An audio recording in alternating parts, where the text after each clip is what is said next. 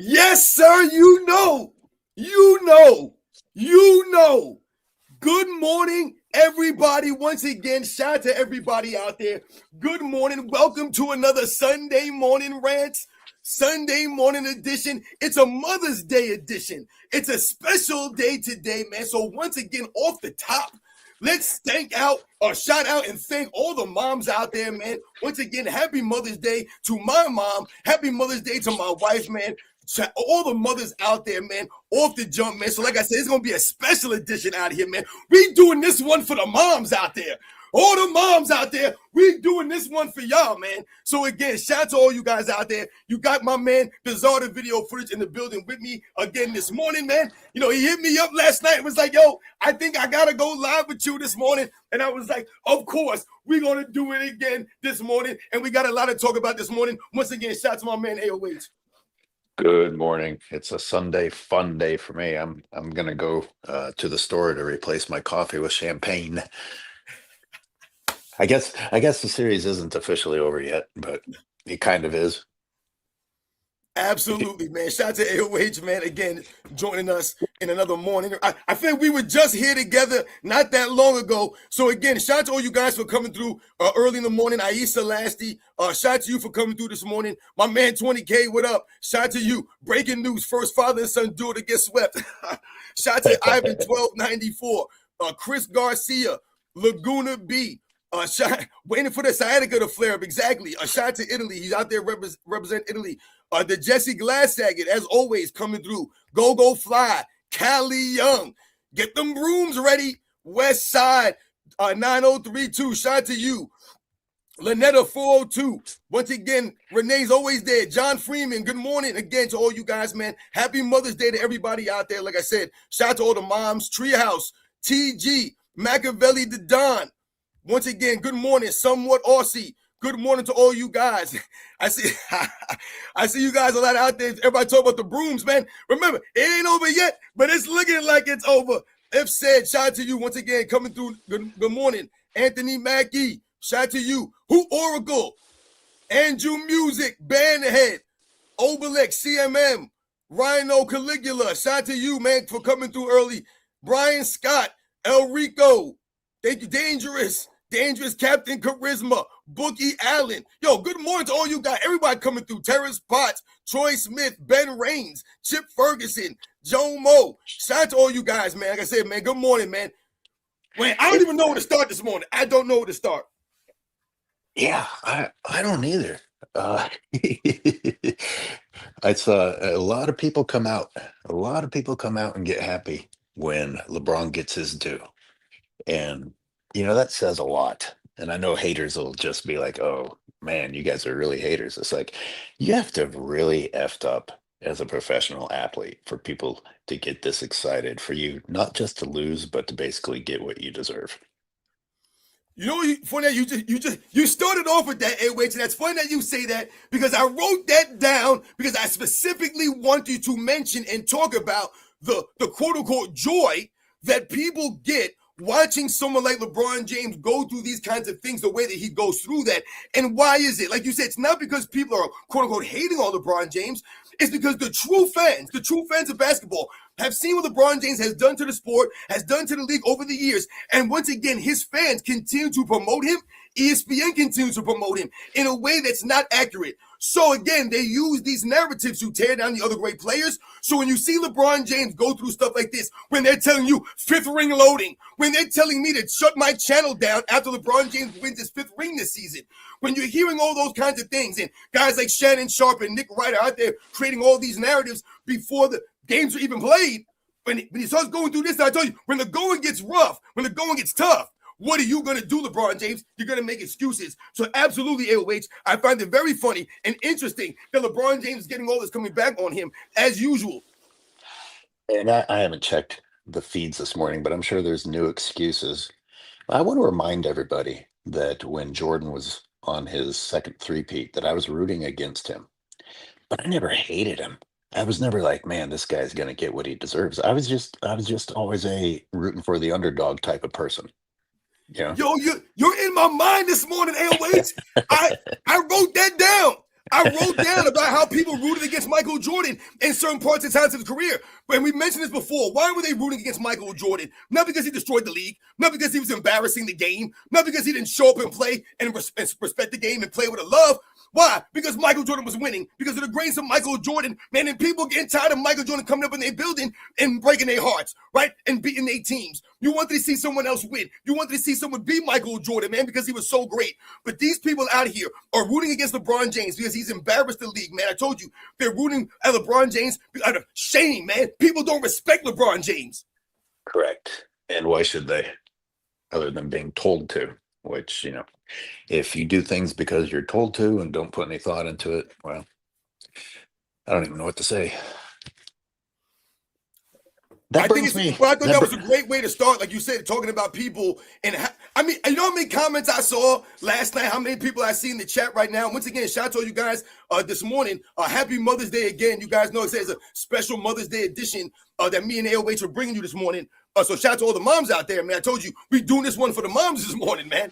And you talk about people and what they've been saying, and people talking about the brooms and, laughing about, LeBron James and his son, and how, the first father and son duo to be swept in a playoff series and all these things. These are the narratives that you throw back at the LeBron James fans. These are the narratives that they've been using all along. Oh, LeBron James, the first father and son duo with an assist in the game. Oh, LeBron James, the first father and son duo to play in the playoff game.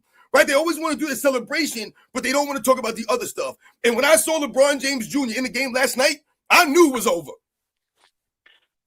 Oh, I thought that the main news feed this morning would be that Bronny shot 100%. Not the 40-point blowout or whatever it was, but let's focus on Bronny going 1 for 1. Well, it's actually pretty funny, AOH. This morning I saw ESPN had a clip, and what they were highlighting was an excuse. They're talking about LeBron James did not go to the free throw line until the fourth quarter. And I found that very funny because the last time that we saw you guys, the last time that we actually all talked on the live show on Friday night, we talked about the quote-unquote huddle between LeBron James, Austin Reeves, the Lakers, and the referees after the game, right? And we talked about what that could mean going forward into a game 3. Well, what happened last night after the huddle between the Lakers and the referees? The Lakers actually were getting a lot of benefit of the doubt calls. Austin Reeves was throwing elbows all over the goddamn place. And once again, the Lakers went to the free throw line way more often than the OKC Thunder did. But it still wasn't going to be enough to beat a team like the Thunder. And ultimately, like my man Ron Burgundy said, it escalated very, very quickly. Because I want all the LeBron James fans out there, I want them to understand something. I watched every single minute of that game last night. Over the first 3 games, I've probably watched 2 full games. I watched the entire full game last night. I watched the entire second half of game 2, and I watched the entire second half entire first half of game 2, and the entire second half of game 1. So I've watched most of these games, man. And once again, man, these excuses they coming up with don't add up. Yeah, it's funny. Like I told you, I'm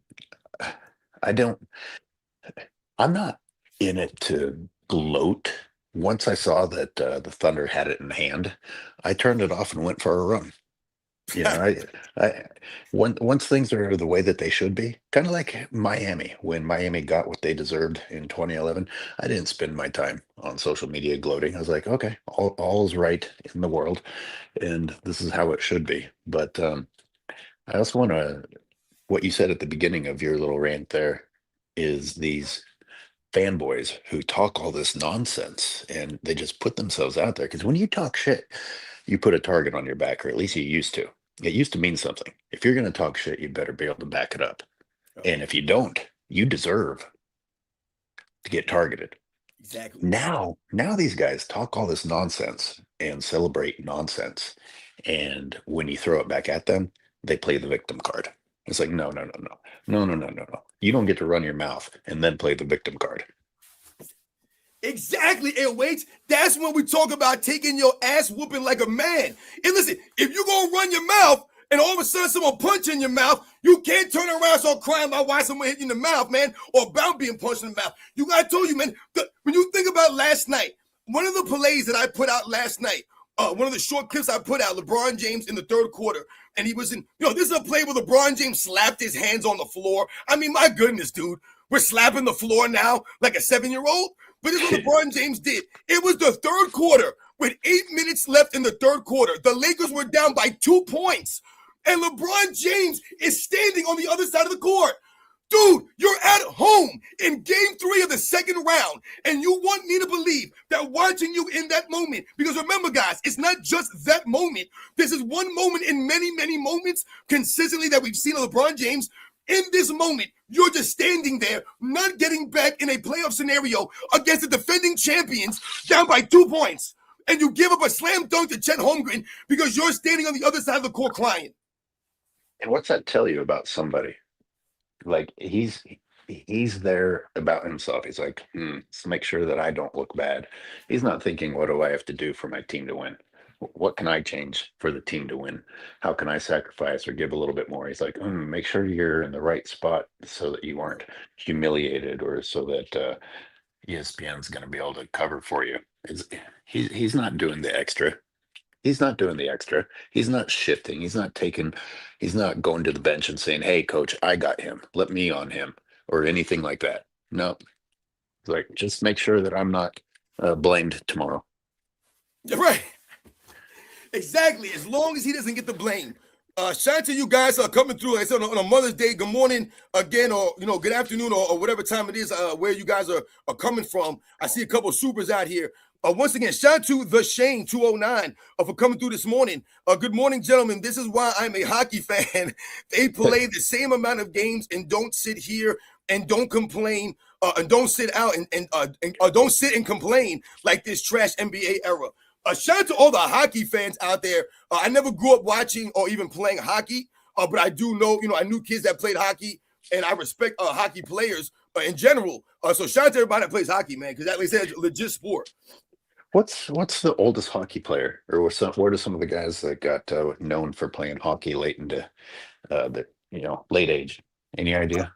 I'm not sure. I would love somebody to shout out some of the great hockey players that played late into their age. But I do want to shout out recently the point that we made before about the longevity stuff. I'm assuming the point that's always made about the longevity, because if you guys remember recently, that guy PK Subban, if I remember his name correctly. Yeah. He mentioned Alex Ovechkin, and they brought up Alex Ovechkin and compared him to LeBron James because they were saying that Alex Ovechkin, in fact, was playing at a high level that late in his career. So they were giving Alex Ovechkin a lot of credit, essentially, by saying, oh, wow, he's like LeBron James. He's playing at this level in this sport at this age, right? And PK Subban said, hold the hell on here. How dare you disrespect Alex Ovechkin and comparing him to what he's doing in hockey to what LeBron James has been doing in his NBA career, going out there load managing, sitting out games, flopping around the basketball court. He said Alex Ovechkin ain't out there load managing. He ain't out there flopping on the ice. He said, I told you, he was offended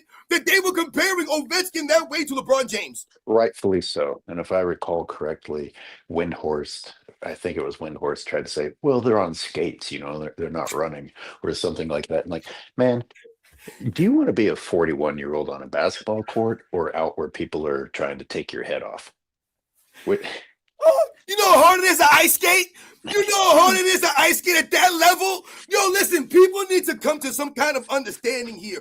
When I talk to people about playing a sport when we're kids growing up, it gives you a certain level of understanding. If you understand what it takes to ice skate, if Brian Windhorst wants to put himself on some ice skates, on some ice, listen, my man, and the level that these guys are ice skating at, the speed that they're skating at, the way that they're able to stop on a dime, doing these cuts, they're doing these on thin blades. I mean, this stuff is insane. To knock these guys and act as if ice skating, or they're on ice skates as if they're out there, doing something that's easy. I mean, you have to know the prerequisite just to play the sport is you have to be able to ice skate at a high level. What the hell are we talking about here? Yeah. Yeah. This is insane, man. Insane stuff. If you played hockey as a kid, then you would understand. I didn't play hockey, but I understand it. I understand ice skating. And I tell you right the hell now, that stuff ain't easy. It's like we talked about, I put a poll out on my channel about swimming. Right? And I talked about swimming. I talked about there's two differences here when you think about swimming. Swimming and being able to swim and knowing how to swim. A lot of people know how to swim. Yeah, I know how to swim, but could you actually go out there and physically freaking do it? You might think you can ice skate. Can you go out there and do it, though? And can you go out there with these guys chasing you around with sticks and chasing you around trying to knock you the hell out? Hell no, you can't. Cover for me. Cover for me for about a minute. I got to move. That was insane, man. I can't believe people. They don't respect sports. I tell you, people don't respect sports, man. So we have to understand some of this stuff, man. Like I said, there's levels to this stuff, man. Levels, all right? Listen, I never even played hockey, man. So I understand there's levels to sports. There's something else that I wanted to mention about the Lakers and the excuses that they continue to make for the Lakers, ESPN, the broadcasters. Talked about, they mentioned several times last night that LeBron James had not gone to the free throw line yet in the game. But when I talked about the excuses, we have to understand, listen, the Oklahoma City Thunder, again, off the top, have not played great basketball. To me, they've been playing better and better as the series has gone on. But SGA has not been MVP level. They're missing their second best player also. So we know the Lakers are without Luka Doncic. Because make no mistakes about it, at the end of this series, that is what LeBron James and the LeBron James fans, guys like Shannon Sharp, they're going to hang their hat on Luka Doncic not playing a single game in this series. I don't know why that would be important since LeBron James is still a top 8 player in the league.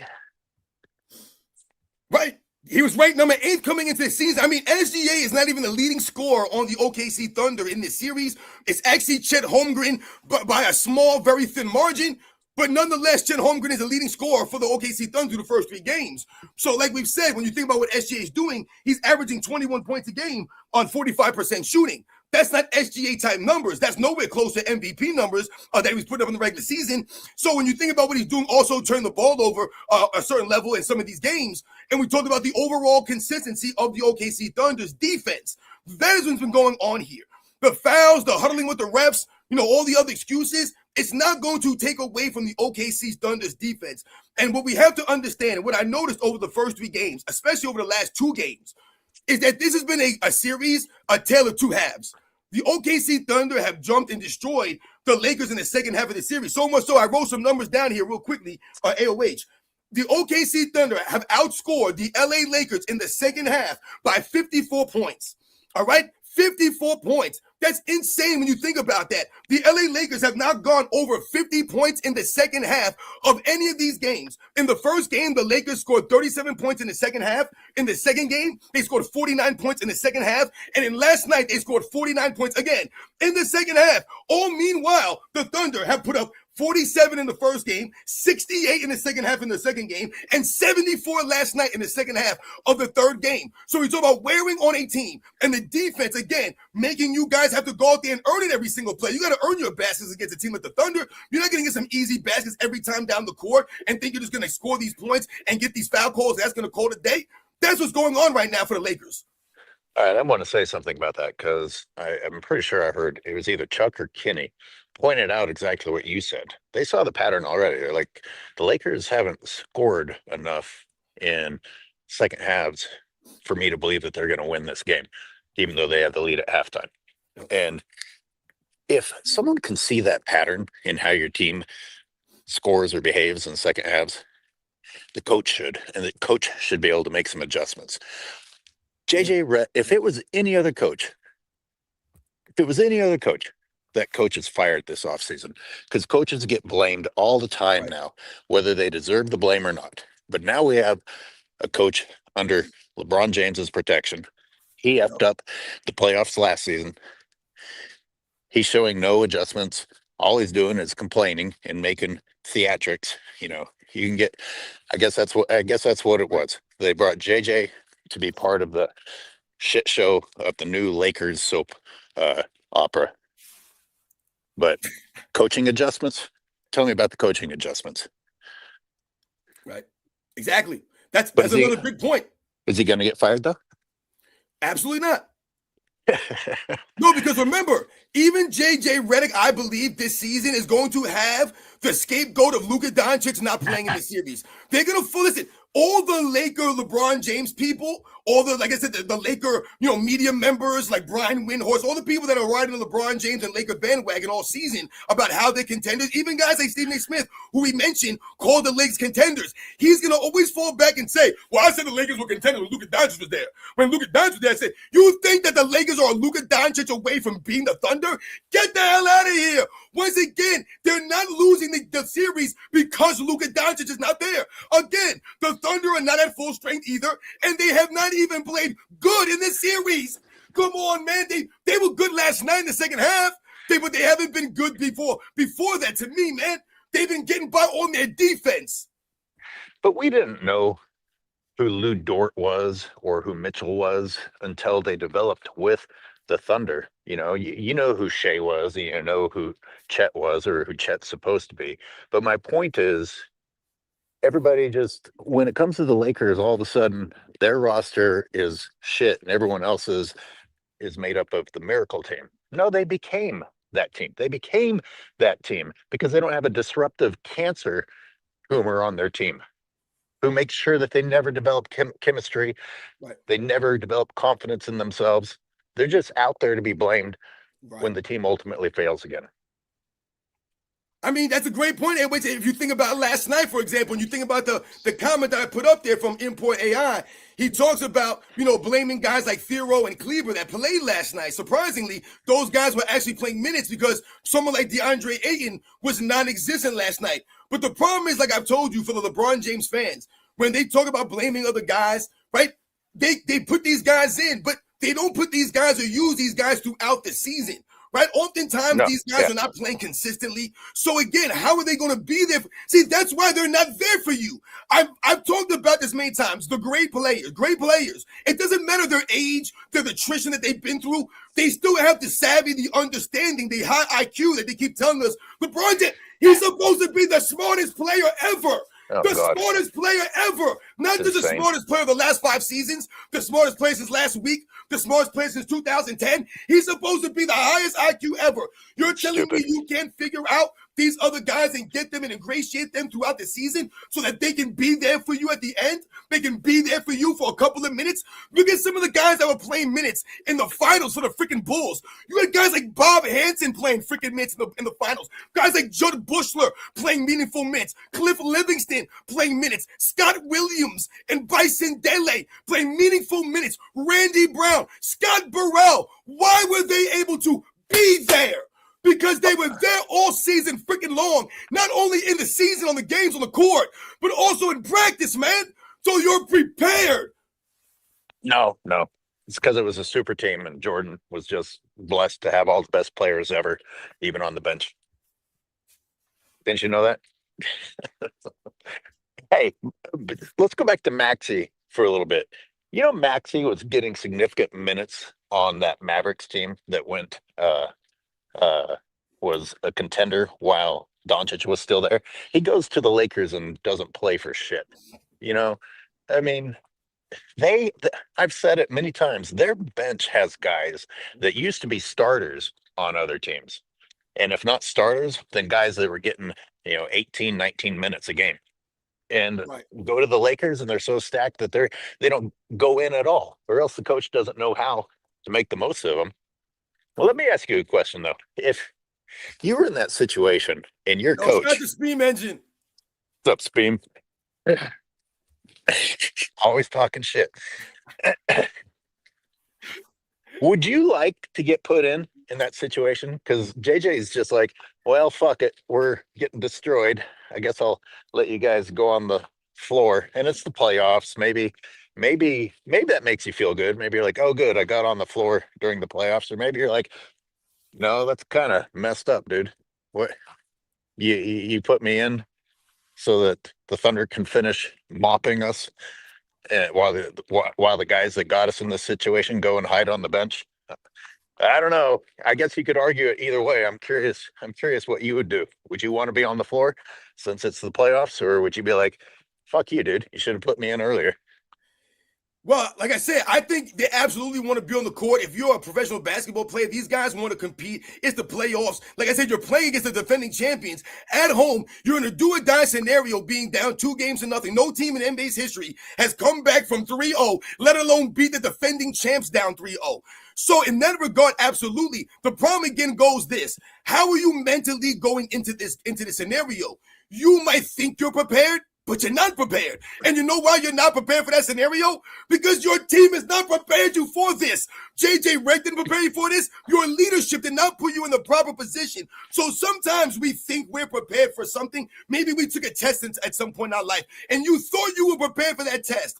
But why did you think that way? Because everybody was telling you, yeah, you're prepared. But you really didn't put the work in. You really didn't prepare, but everybody told you you were. So when your leadership is LeBron James, who again has surrounded himself his entire career with yes men, with everyone that tells LeBron James, yes, you made the right play even when he did it, how the hell are you going to go out there and even think that you're not prepared for these scenarios? So yeah, you're going out there thinking, I'm ready to go, coach, put me in there. And listen, the dude Thero made some good plays, but he also made some bonehead plays last night. He was what? Inconsistent. That's what the LeBron James teammates are. Kleber, right? Where's Vanderbilt? He don't even play now. Where's Don't Connect? Don't Connect, don't get no shot. You waste a draft pick on Don't Connect, but you play LeBron James Jr. more than Don't Connect. It doesn't make any sense. No, that alone should put JJ on the chopping block. But the twisted thing is that that's exactly why he's there, because LeBron knew he would do that for him. Fuck this more talented rookie, or I guess now he's a sophomore. Play my son instead. Yeah, that's messed up. Shout out to Meg. I see your chat. Yep. Agree. I want to. You touched on something that I actually wanted to talk about also there in the leadership, and you know, I used to be so paranoid about the league rigging things for LeBron that it's like, man, is there still a chance that the real story here is LeBron's the GOAT because he came back from 3-0 down? You know, the answer is just look at LeBron out there. Like, nothing about him tells you that this dude is going to lead a team back. He's not going to do anything heroic. The dude is a sniveling, cowardly, crying, excuse-making bitch. It's not like that does not bring you back against the odds. Man. And nope, not at all. I don't know if you caught my Wilbon members only rant, but he said, he and oh God, what's the other dude's name? They said that Luka rubbed off on LeBron, and that's why LeBron looks and is behaving the way he's behaving now. They haven't been on the same team for 2 full seasons. LeBron's been in the league 23 years. Luka's been in the league 8 years. And they shifted LeBron James's legendary crybaby flopping behavior onto the new guy. But my follow-up point was, they'll always credit LeBron for something he doesn't deserve and then let him off the hook for other things. Because do you remember what they said before Luka got there? Maybe LeBron's influence is going to be what shapes Luka up. Maybe LeBron's influence is going to be what shapes DeAndre Ayton up into being the best form of DeAndre Ayton and the get thin and be in shape version of Luka. Okay, so you think that LeBron James is such a leader that he's going to positively influence these guys. And then the next time you talk, LeBron James is such a copycat non-leader that he's flopping because of the new guy? Which one is it? Those are completely different versions of the same person that they're talking about. Leader or copycat? Leader or copycat? Well, hey, wait, let me go back to the first thing you started off with here. When you started talking about the 3-0 and how they could promote LeBron James to come back from a 3-0 and, all these kinds of things. That stuff was funny. When you think about being down 2, the Lakers were last night. Let's think and focus on last night for example, right now here, and think about LeBron James and the player I just talked about. When you talk about the scenario that the Lakers were facing last night, regardless of LeBron James' age, any of this stuff, LeBron James' leadership should have put the Lakers in a scenario, in a mindset, a mind frame, where they know they have to win this game. At least they have to go out there thinking that they have to this has to be their best shot to come out, go here and win a game. They got to come out here, get some home cooking. Because if you really think about how the playoffs are thought about overall historically, it's always been a thing where the series never really started until the home team lost the game. It didn't matter what the playoff seedings were. People always said, listen, man, the series don't really officially start until the home team loses a game. So the Lakers, LeBron James should have known this. Guys like JJ Redick, this should have been the mindset of the Lakers. So when I'm watching the entire game, I'm pausing it, I rewinded it, I watched it many, many times over again in some of these plays. When you look at a lot of the moments throughout the game for someone like LeBron James as the leader of the team, there were many instances there where he did not lead by example and show the effort and show what it was going to take to beat a team like the freaking Thunder. You think that you can lollygag for one or two plays in that game to try to beat that team? You have to be damn near flawless to beat them even when they're not playing good. And LeBron James should have known this, but yet and still, you're always going to fall back on the excuses. So LeBron James' mindset is, let me chase my numbers and let me worry about the box score. So at the end of the day, they'll blame DeAndre Ayton. They'll blame the bench guys. They'll blame Austin Reeves, who wasn't great last night again. But at least I saw Austin Reeves going out there trying to do some things, trying to create plays, even though, like I told you, he was doing a lot of flailing and elbowing all over the place. But at the end of the day, like we said, man, the last live, the Thunder are just a better team, and they're beating the Lakers because they're better. The Lakers are acting like a bunch of babies, and they came out with no fire last night in the second half. No fire when you're back against them. They had the lead for the second game in a row going into the half. They would be the Thunder the second game in a row, guys, going into the half in back-to-back games, and they came out with no fire again. You know, the fanboys and their crybaby. The fanboys and they're crying. They're going to be like, oh, it's not fair that we faced the Thunder. What? Yeah, I mean, at this point, they expect the easiest path. They're not even ashamed that they get the easiest path. They expect the easiest path. Well, you were gifted the Rockets in the first round. Because guess what? If you'd faced anyone, not just the Thunder, anyone but the Rockets, you're going home in the first round. And you wouldn't be sitting here pretending that facing the Thunder was the problem. Nope. You got a bad, cowardly leader, and anyone but the Rockets, who have one of LeBron James's fucking clients on their team sabotaging them. Anyone else, you're gone in the first round. And we talked about that, and that's a great point again, because we talked and we mentioned how LeBron James and the Lakers. Back. What happened? What'd you say? Oh, it was somebody else. Oh, my bad. Yeah, no, I was saying that we said before how this was the perfect scenario for the Lakers in a first-round matchup. You didn't want to match up with the Denver Nuggets. The Lakers should have been a 6 or 7 seed. Without all these free throws all season long, the Lakers in the 6 or 7 seed. They're playing the Minnesota Timberwolves in the first round. They're playing the Thunder maybe in the first round, right? They're playing the San Antonio Spurs maybe in the first round.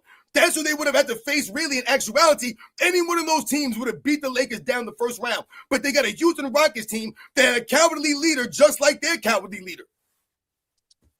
I want to talk about the LeBron James not getting to the free throw line enough bit. Because let me read a couple supers real quick, LOH.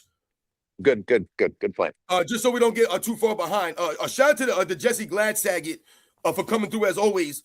He says, the Stans went from peacocks after beating the pathetic Rockets, like we mentioned, to cockroaches scurrying back to their holes after getting beat down by a real team. Yeah. Yo, we just talked about that. Shout out to Jesse Jesse. because that's right on time, and that's the facts. They were talking, remember that? That was when all the predictions were coming out. Oh, LeBron James does this, he's greater than Michael Jordan. If LeBron James does that, he's greater than Mike. I mean, like, they were coming up with all these things. They were hyping up. They had people in my comment section. Everybody was feeling themselves, and I kept telling people, man, you let me know when the Lakers gonna go out here and actually win a championship. Let me know. Wake me up when LeBron James gets his 5th ring loading. Nonsense. Shout out to Will N 8664 coming through with the super. He says, who is a better father-son duo, Bron and Bronny Jr. or Delonte West and Brian? Oh, my goodness gracious. Oh, man. Shout out to Will N. Because I don't know. That's actually we have to actually see that on the basketball court, man.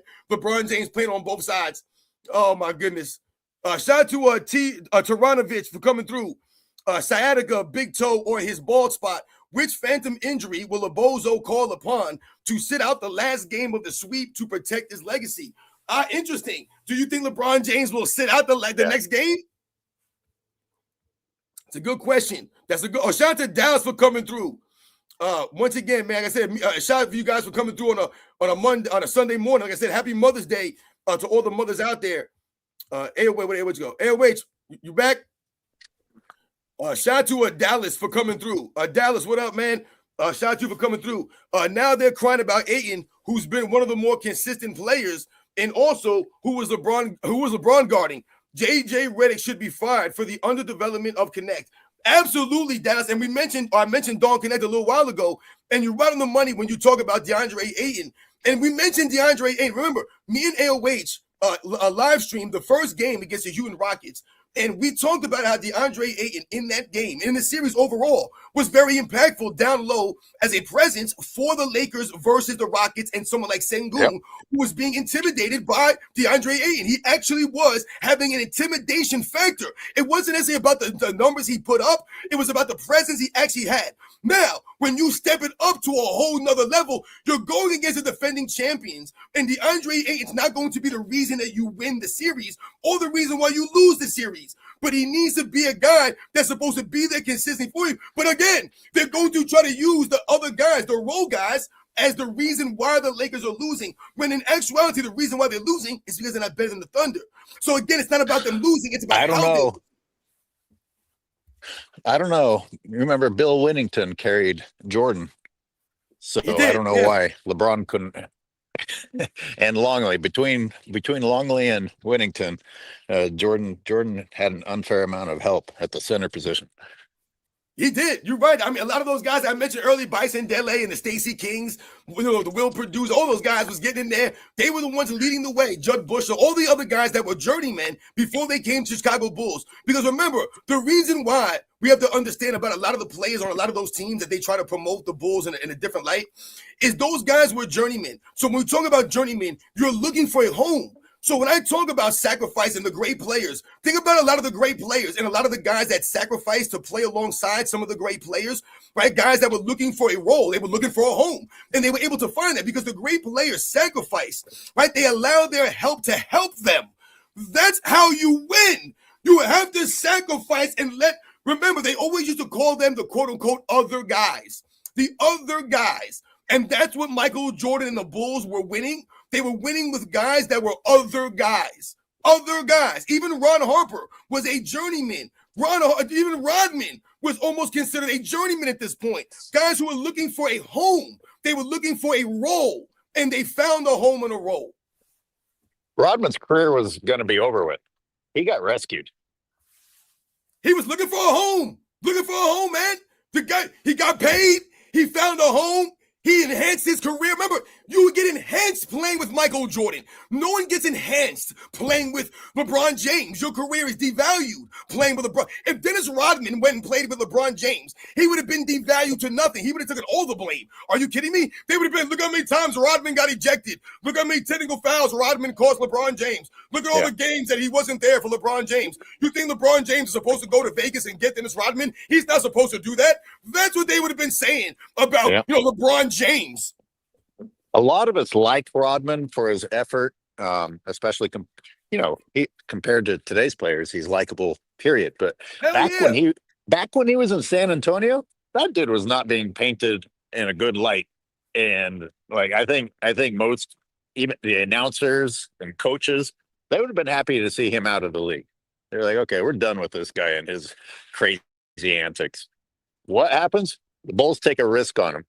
Yep. Instead of people talking about, wow, there's something to be said about a team that can use a guy like that. Instead, it's unfair that you had Dennis Rodman.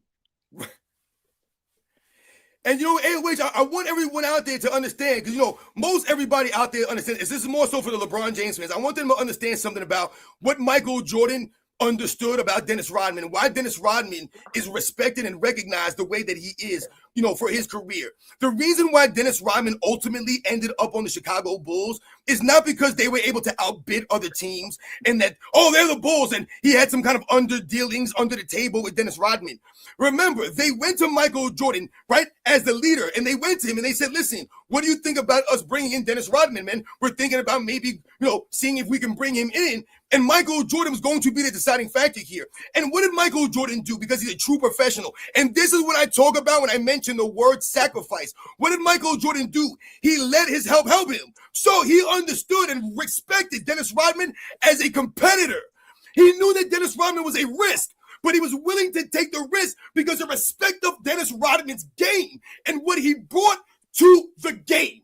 So he put his personal feelings aside. He put all of that aside, the fouls, the dirty plays, all those years against the Pistons. He took all of that, put it aside, and was like, you know what? This guy can actually help me win a championship. And I know that he's going to bring it on the basketball court. So if I can get him to focus, then we could do something out there. And Michael Jordan, damn it, went out there and won 3 straight with that man. And there were many times where I saw Michael Jordan have to physically grab Dennis Rodman and reel this grown man in from destroying whatever the Bulls were trying to do. You need to read some more supers? Absolutely. Let me read a couple more real quick, man. Shout out to you guys for coming through. Once again, happy Mother's Day, man. Shout out to Home Ping slash LeBron. I don't know what's going on. I'm no fanboy, and I'm unbiased. Lakers were clearly winning until the refs put on their SGA sneakers. Here we go. You want them to pay AOH? They paying. Besides, OKC versus Lakers is closer than expected. What do you have to say to that?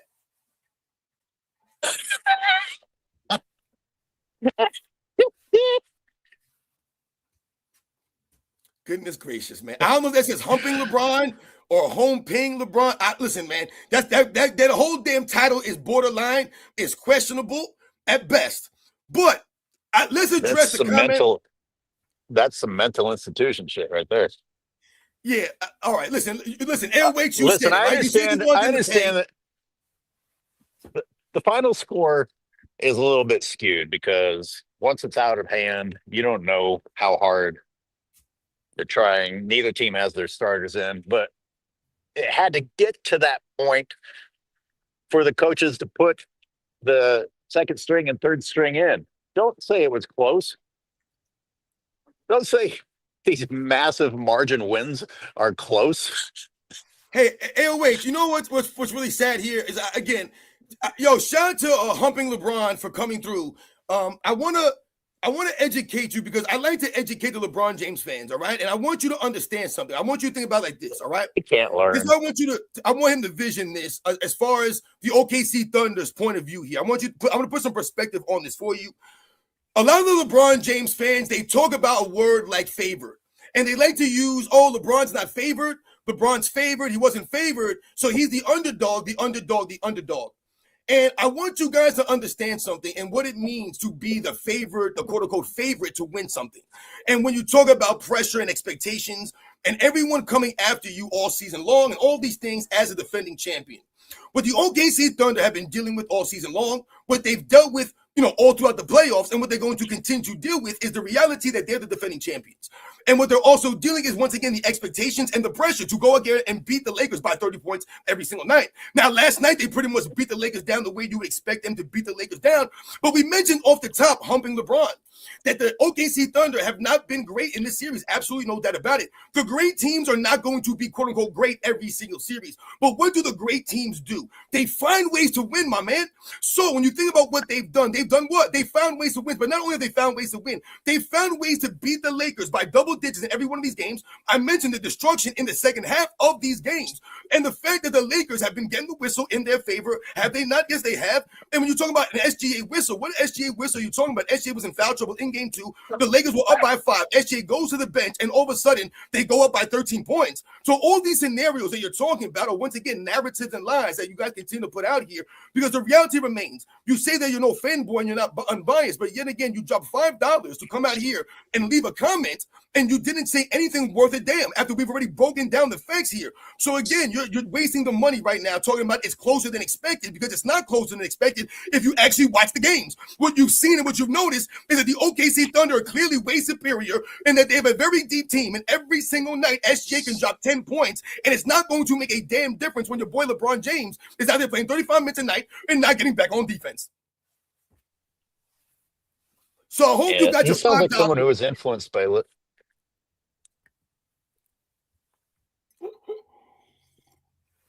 Oh my goodness gracious, man. So go ahead, AOH. Go ahead, man. Well, I pointed out in game 2, the Lakers started getting a little chemistry and a little flow and a little ball movement when LeBron was on the bench. That's when they took the lead in game 2. So if this guy wants to come and say that the game's closer than we think, well, it was closer when LeBron wasn't in. I mean, it's the facts, all right? It is the facts. It just certainly is. When you talk about what the Lakers, listen, in the playoffs, what happens in a playoff scenario, like I've talked about many times, again, a shout out to all you guys coming through on a Sunday morning with me and my man AOH, is that the playoffs, your weaknesses get highlighted in the playoffs even more. They're magnified. Why? Because the teams that you're going against, they game plan against your weaknesses. So a team like the Thunder, who's actually superior, we know, than the Lakers, right? They're going to game plan and do the things that the Lakers don't do well. They're going to attack those things. So what don't the Lakers do well? They don't play defense at a high level. So you see the Thunder continue to put pressure. Every player on the Thunder is aggressive against the Lakers. Everyone on the Thunder thinks they can take the Lakers off the dribble. Everyone on the Lakers on the Thunder thinks they can get to the hole on the Lakers defense. Everyone's shooting the ball with confidence against the Lakers, even though they're not playing their best brand of basketball. They're still going out there. Why? Because they're getting points off the defense. I want these guys to understand something. The guy who was talking about the game being closer than it was. Last night, at one point, I saw a stat go up that the OKC Thunder had 21 points off of 12 Laker turnovers. I believe at the end of the game last night, they finished with 30 points off of the Lakers' 21 turnovers. So when you talk about what they're doing on the court and being closer than it really is, it's really not. Those are the facts. I would like to highlight a play at the end of the first half.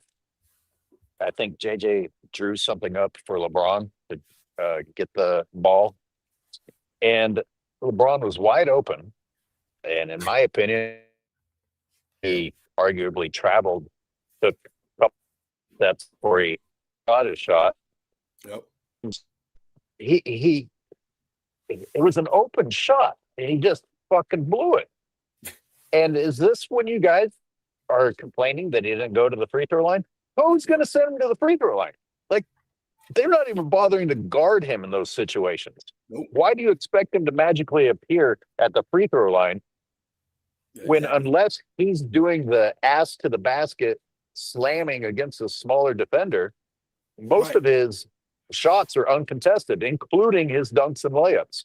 Why would he go?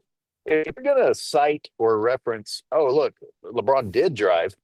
Well, kind of, if you count him running the baseline unguarded or cherry picking, just because the shot took place underneath the rim doesn't mean he was driving against a full paint of people.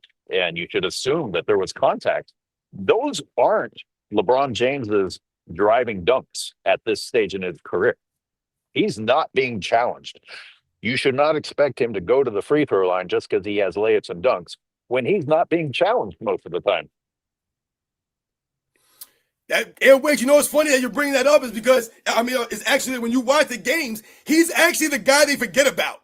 They forget about LeBron James on the court. Like, they actually lose him on the basketball court. Like, they don't even know. Like, no one even cares. He's like the third or fourth guy on the game plan, apparently. No one's worried about LeBron. He stands in the corner like you always show. He'll be standing in the corner, and they have no idea that he's cutting sometimes behind them. They just forget about LeBron James out there on the court, man. It's actually laughable sometimes how he's treated out there on the court. Yeah, listen, if there's even a shred of truth to what you just said, and you're saying that guy is the go-to guy or the star, or you're trying to make him the star, while you're pointing out that same guy is the guy that the other team like forgets about or leaves alone, you know, the Draymond Green of the Lakers. dude, of course you're not going to go very far. You're too busy trying to fool everybody into thinking that the player that everybody can afford to leave open is the man. That ain't going to work out well. I tell you, man, it's so. Let me read a couple more of these supers real quick. Shout out to Terrence Potts for coming through once again, man. Good morning to you guys. Thank you for joining us. The truth is so bright, it's shining through all the blindfolds. The first DI athlete in history. What's ESPN gonna do when the Lululemon retires, though? I like that Lululemon. That's a new one. I might have to use that at a certain time in one of my videos. Lululemon. I remember my daughter was always hardcore into the Lululemon stuff, and I remember like laughing when I first found out how much and how expensive that clothing was. And my daughter wanted this stuff, and she was so young. And I was like, what does she want? And my wife's like, yeah, she wants some Lululemon, blah, blah, blah. And I was like, what the hell is that? And I didn't know what it was. And she said, oh, it's a clothing line. And I found out how much that stuff was. I was like, get the hell out of here. I was like, she don't lost her damn mind, this girl, man. Oh, goodness gracious. Lululemon LeBron. Goodness gracious. Let me read off another super here. Once again, shout out to Terrence Potts for coming through. David Knowles, good morning. Shout out to David Knowles for coming through. LeBron averaged 1.6 offensive rebounds, 1.4 blocks in previous two gentlemen sweeps. His series versus Rockets and OKC so far, 0.4 offensive rebounds, 0.2 blocks. So shout out to David Knowles for coming out here. I mentioned something about LeBron James and the offensive rebounds throughout the playoffs, and how LeBron James does not get offensive rebounds because he's never hustling out there the basketball court. So shout out to David Knowles for putting it out the numbers right there, 0.4 and 0.2 blocks for LeBron James, man, out there in the series against the OKC Thunder. See, these are the hustle stats that we're talking about. LeBron James ain't hustling out there. Yo, shout out to Armando Ruiz. Go ahead, Rich. Go ahead. Speed Mention says a team that is being called Zesty is about to sweep the so-called GOAT. Don't let history ever forget that. I mean, listen, when I saw SGA in that photo with the sports bra, type thing on, and some of the outfits that I seen, I mean, listen, I get it, man, right? See, my thing with some of these guys with some of the outfits is that I don't know why every time they come to a game, they have to dress like they go into the Met Gala. Like, it don't have to be some weird, nonsensical thing where you got like a clock on your head or something like that. Or, I saw a video one time of Will Smith's son, Jaden Smith, I think his name is. I saw a video of Will Smith's son one time at one of these galas wearing like a house on his head. I was like, yo, like, what are we doing right now? Like, I would, like, if I was there, like, in the video was funny because someone said that he looked stupid, right? And he said, thank you. And, it's just funny to me because what can you really say back to that when you're walking around with a house on your head and someone tells you that you look stupid? Like, what else could you say? No, I don't. Yeah, no, you actually, you look stupid. But for some reason, you guys are calling this fashion. So, again, that aside, my little rant on that, I just don't get, like I said, SGA, like I said, that's why they call them Zesty, man. Oh, Zesty SGA. That's why they be saying that stuff. It's just funny to me, man. Oh, God. Yo, shout out to Armando Ruiz. Armando. Yeah, shout out to Armando Ruiz for coming through. Watch any AOH video closely. Fans rise as LBJ shoots, then instantly sit in disappointment after the miss. A perfect microcosm of his career. That is a fantastic comment. Mm-hmm. That is absolutely fantastic. It's funny? It makes me immediately think of the last shot by Michael Jordan in the Last Dance scenario in '98 against the Utah Jazz. And we all know that freeze frame.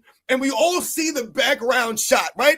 All the people standing up in Utah. Everyone's everybody knows. They know. They freaking know. And even that kid, remember the one kid's like this, the one kid in the Jordan jersey, I told you, I love that kid, man. He knows.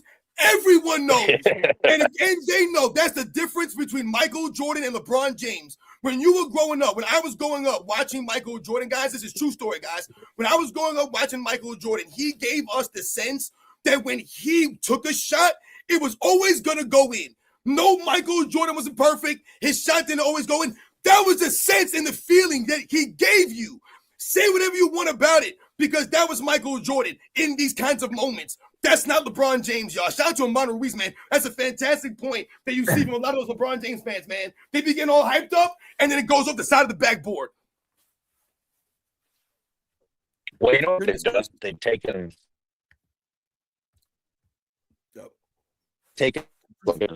perverted them, that now just pretend like you're confident that it's going to go in, so that if it ever does go in, you can be like, yay, he's the GOAT. It's like, you know, like his 1-for-9 3-point shooting night. And in LeBron's mind, he's a great 3-point shooter. Like back in the day, if you were celebrating before the shot went in, that meant something. That actually showed confidence. Now everybody just stands up and starts cheering. Even the bench is up, ready to kiss LeBron's ass, no matter how bad he misses, no matter if it goes off the top of the backboard or air balls or the side of the backboard. But if by some fucking miracle it goes in, they just stay standing and act like they knew it was going to go in the whole time. It's weird. It's cowardly. It's fake. It's not authentic fan behavior. Not at all. Once again, a shout out to all you guys out there. Like I said, I see a lot of you guys' comments.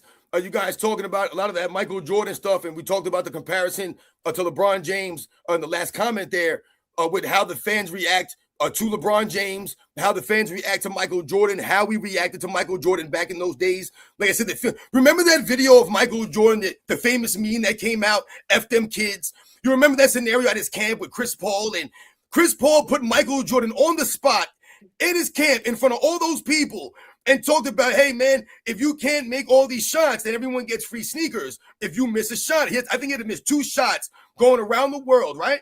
And Chris Paul put Michael Jordan on the spot. And Michael Jordan proceeds to go out there and make all the shots. And at the very end, the last shot, he went to the free throw line. And Chris Paul proceeds to put his hands right in Michael Jordan's face as he's getting ready to shoot.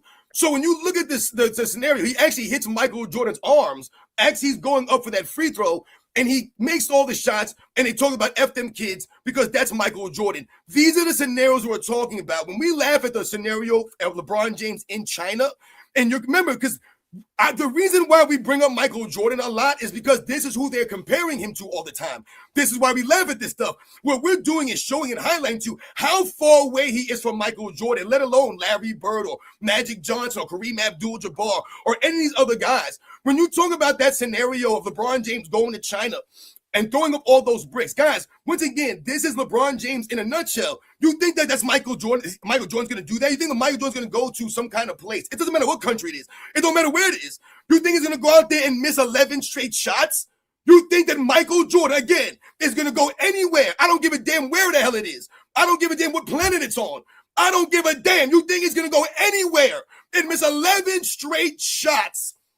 The hell he is, man. You think Larry Bird's going to go somewhere like that? And they're like, yo, we got Larry Bird coming out here. And Larry Bird's going to go somewhere and think he's going to go out there and miss 11 straight shots and then try to play it off like, yeah, I'm Larry Bird, man. Y'all know me, man. I'm Larry Bird, man. Like, come on. No, because you're not like them dudes, man. You think Kobe's going to go somewhere and not put on a show? Kobe Bryant went to the Rucker Park in a pair of Air Force Ones and proceeded to ball out on dudes. And what'd he do? Put on a show.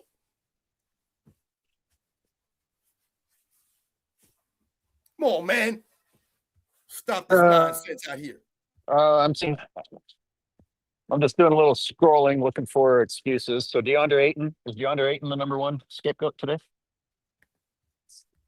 Listen, I think they could definitely listen. DeAndre Ayton was bad last night, but what was really on DeAndre Ayton? What was he? He was inconsistent. That's LeBron James fans. LeBron James teammates. They're ultimately going to be inconsistent. This is why LeBron James needs the all-star players, the Dwayne Wades, and all these the Luka Doncic's. He needs all these guys, the Anthony Davis's, right, to cover up for all the other things that the role guys are not going to be able to do on a consistent basis. So Rui Hachimura has been fantastic throughout the entire playoffs. I actually saw a stat that Rui Hashimura, I wrote this down, Rui Hashimura has shot over 50% from three in 13 straight games from the regular season into the playoffs. 13 straight games. He's on a crazy tear right now, shooting over 50% from the three-point line. He's shooting 58% in the series from the three-point line. But they're never going to give Rui Hashimura any credit. If Rui Hashimura played with Michael Jordan back in the day, you would be hearing about Rui Hashimura now as the greatest three-point shooter in NBA's history. I'm looking at this clip, and DeAndre Ayton is boxing somebody out, and LeBron James is in position to get the rebound and doesn't get it. Like, LeBron's not boxing anyone out. Listen, I'm not here to defend DeAndre Ayton, but I'm looking at the visual evidence to go with this claim to destroy DeAndre Ayton. LeBron James is doing nothing. He has no responsibility. He's not bodying anyone. He's standing there alone. All he had to do was actually jump toward the ball, and that rebound was his. DeAndre Ayton was busy pushing the Thunder rebounder out of the lane. Fucking Christ. He's got to do something, LeBron. How come none of you fanboys expect LeBron James to actually step up? All you do is give him excuses as if he's the GOAT. And yet, what did you see LeBron James do? Did you see LeBron James say, hey, I'm going to take over right here? Hey, I'll take that position. Hey, let me guard somebody harder. Let me not be the dude that goes into the corner and rests. You know how many times when the camera's coming back up the court, it's 4 Lakers and 5 Thunder until you finally get to the frame where LeBron James is in the corner fucking taking a break? Maybe don't be that guy, LeBron. Maybe don't be that guy if you want to complain about your teammates. Maybe be the guy that's picking somebody up full court instead of getting your extra rest in the corner. Jesus. Yep, exactly. Wait, always in the corner. Yeah, that's a mic drop off right there. I mean, yeah, Game 3 of the playoffs at home. Yeah, maybe step up. Maybe step up in front of the home crowd.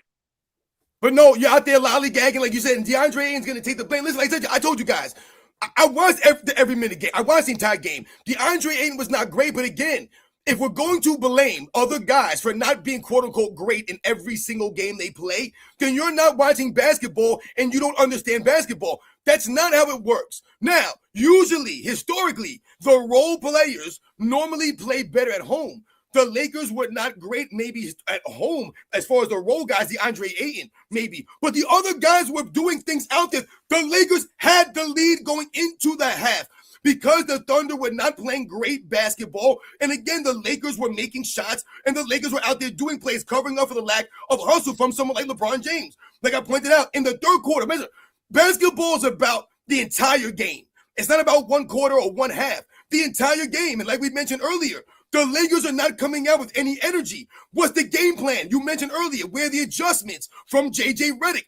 Why haven't you made the proper adjustments coming out in the second half where your team is not executing and you don't seem to understand that the OKC Thunder are more than just SGA? There are other guys out there on the court. So what's been happening is, like I told you, guys like A.J. Mitchell have stepped up like he did last night and destroyed the Lakers. He was destroying Austin Reeves out there.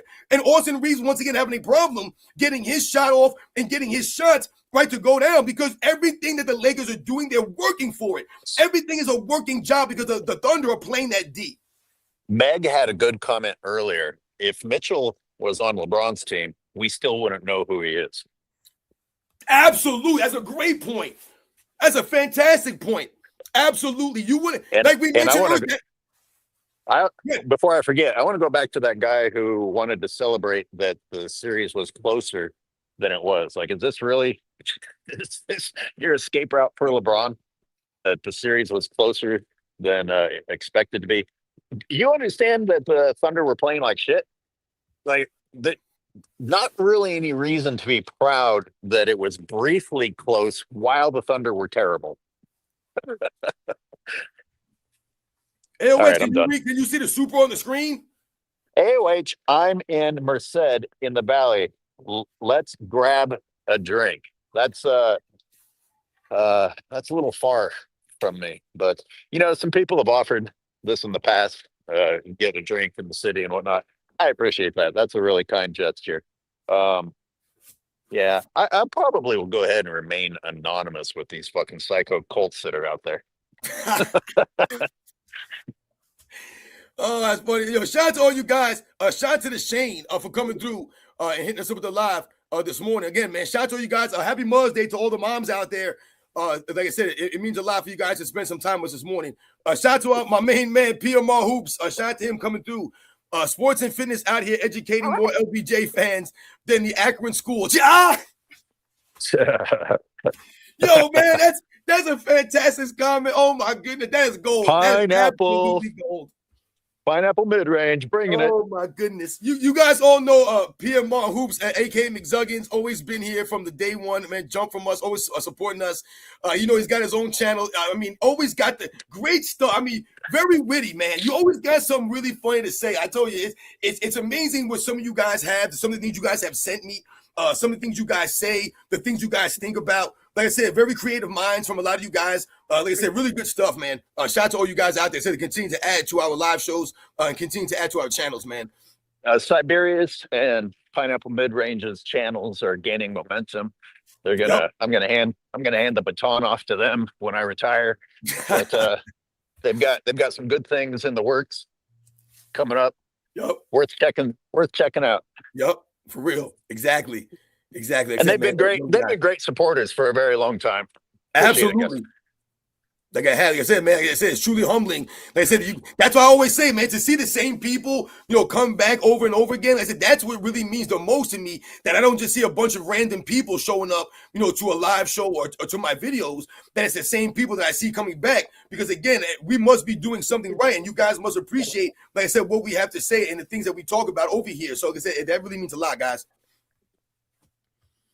Shout out to Mac S X7 for coming through. Says these young LeBron players don't bother me much, but these old head Glazers irk me to no end. Let's stop pretending these guys, modern players, are so much more skilled than the older generation.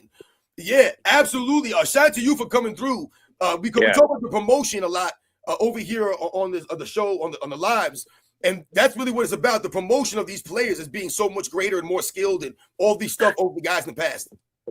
And thank you for that super and for that comment. And, I want to clarify. I want to make sure that I'm answering this or responding correctly. You're talking about the old heads, like the guys that have been around who are now switching their tune and pretending like Wilbon being the latest. There's nobody left.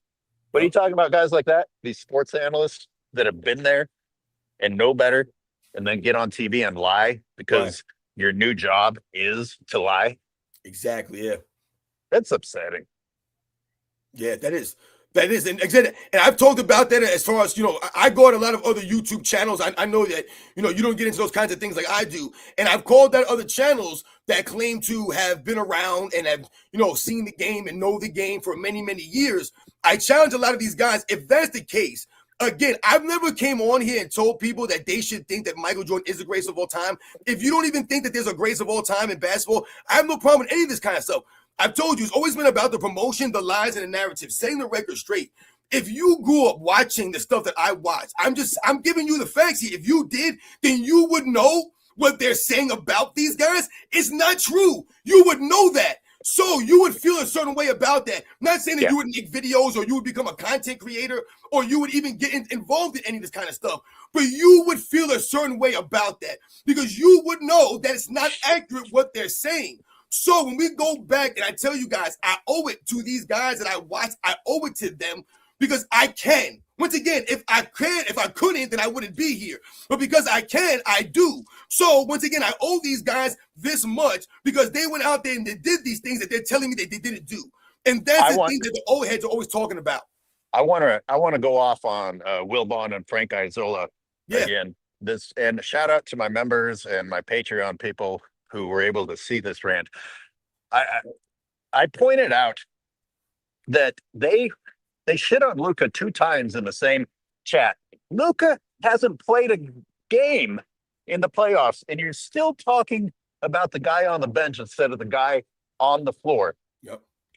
And they're talking about how Luka complains to the refs and doesn't get back on D, which we've already done multiple videos about. You're describing LeBron James. And as bad as Luka is, I'm not here to defend Luka because it is not great. He's better than LeBron. LeBron gets back less and has his hands up in the air even more. And while LeBron James is on the court in the playoffs with his hands up, I've got 5 minutes of him standing around with his hands up complaining in the first half alone of the game 2. And this is the game that Will Bond and Isola are talking about. Instead of talking about the guy who's actually out there with his hands up on right now, they're talking about a guy who had his hands up previously in the season and is sitting on the bench. Yep. Exactly. Zero accountability. Let's talk about the past instead of what's right in front of us. And you have guys like Nola that are saying consistency, longevity, greatness. We will never see anything else like this. Even though you just listened to what my man AOH just said to you guys, or said to you about what we've seen from LeBron James and the excuses they continue to make, the excuses that guys like you make for LeBron James out there on the basketball court. Remember, I've said this many times over the last season. What they want from Luka Doncic, what they've talked about with Luka Doncic, essentially is this. They want Luka Doncic to be Michael Jordan. They want him to be the leading scorer of the NBA, which he was this season, but also be an elite level defensive player. Who is that? That's Michael Jordan, man. So they need LeBron James to not only have the leading scorer in the NBA and one of the best playmakers and one of the best players in the NBA, he has to also be one of the best defensive players simultaneously. It's not like Luka Doncic is giving you like 15 points out there on the court and he's not really doing much. You're like, hey, man, we need you to at least play defense out here. He's doing everything that you need him to do. He's doing what Luka Doncic does. It's like the Anthony Davis thing we talked about. All of a sudden now Anthony Davis is injury prone. Oh, man, Anthony Davis, he was already dead before he came to the Lakers, you fools. Don't use that as an excuse. So the consistency that you fools out here talk about, the consistent what? Losing?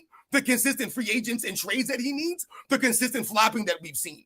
The consistent load managing that we've seen from LeBron James? The consistent losing that we've seen from LeBron James? The consistent, once again, narratives and lies that they create for LeBron James?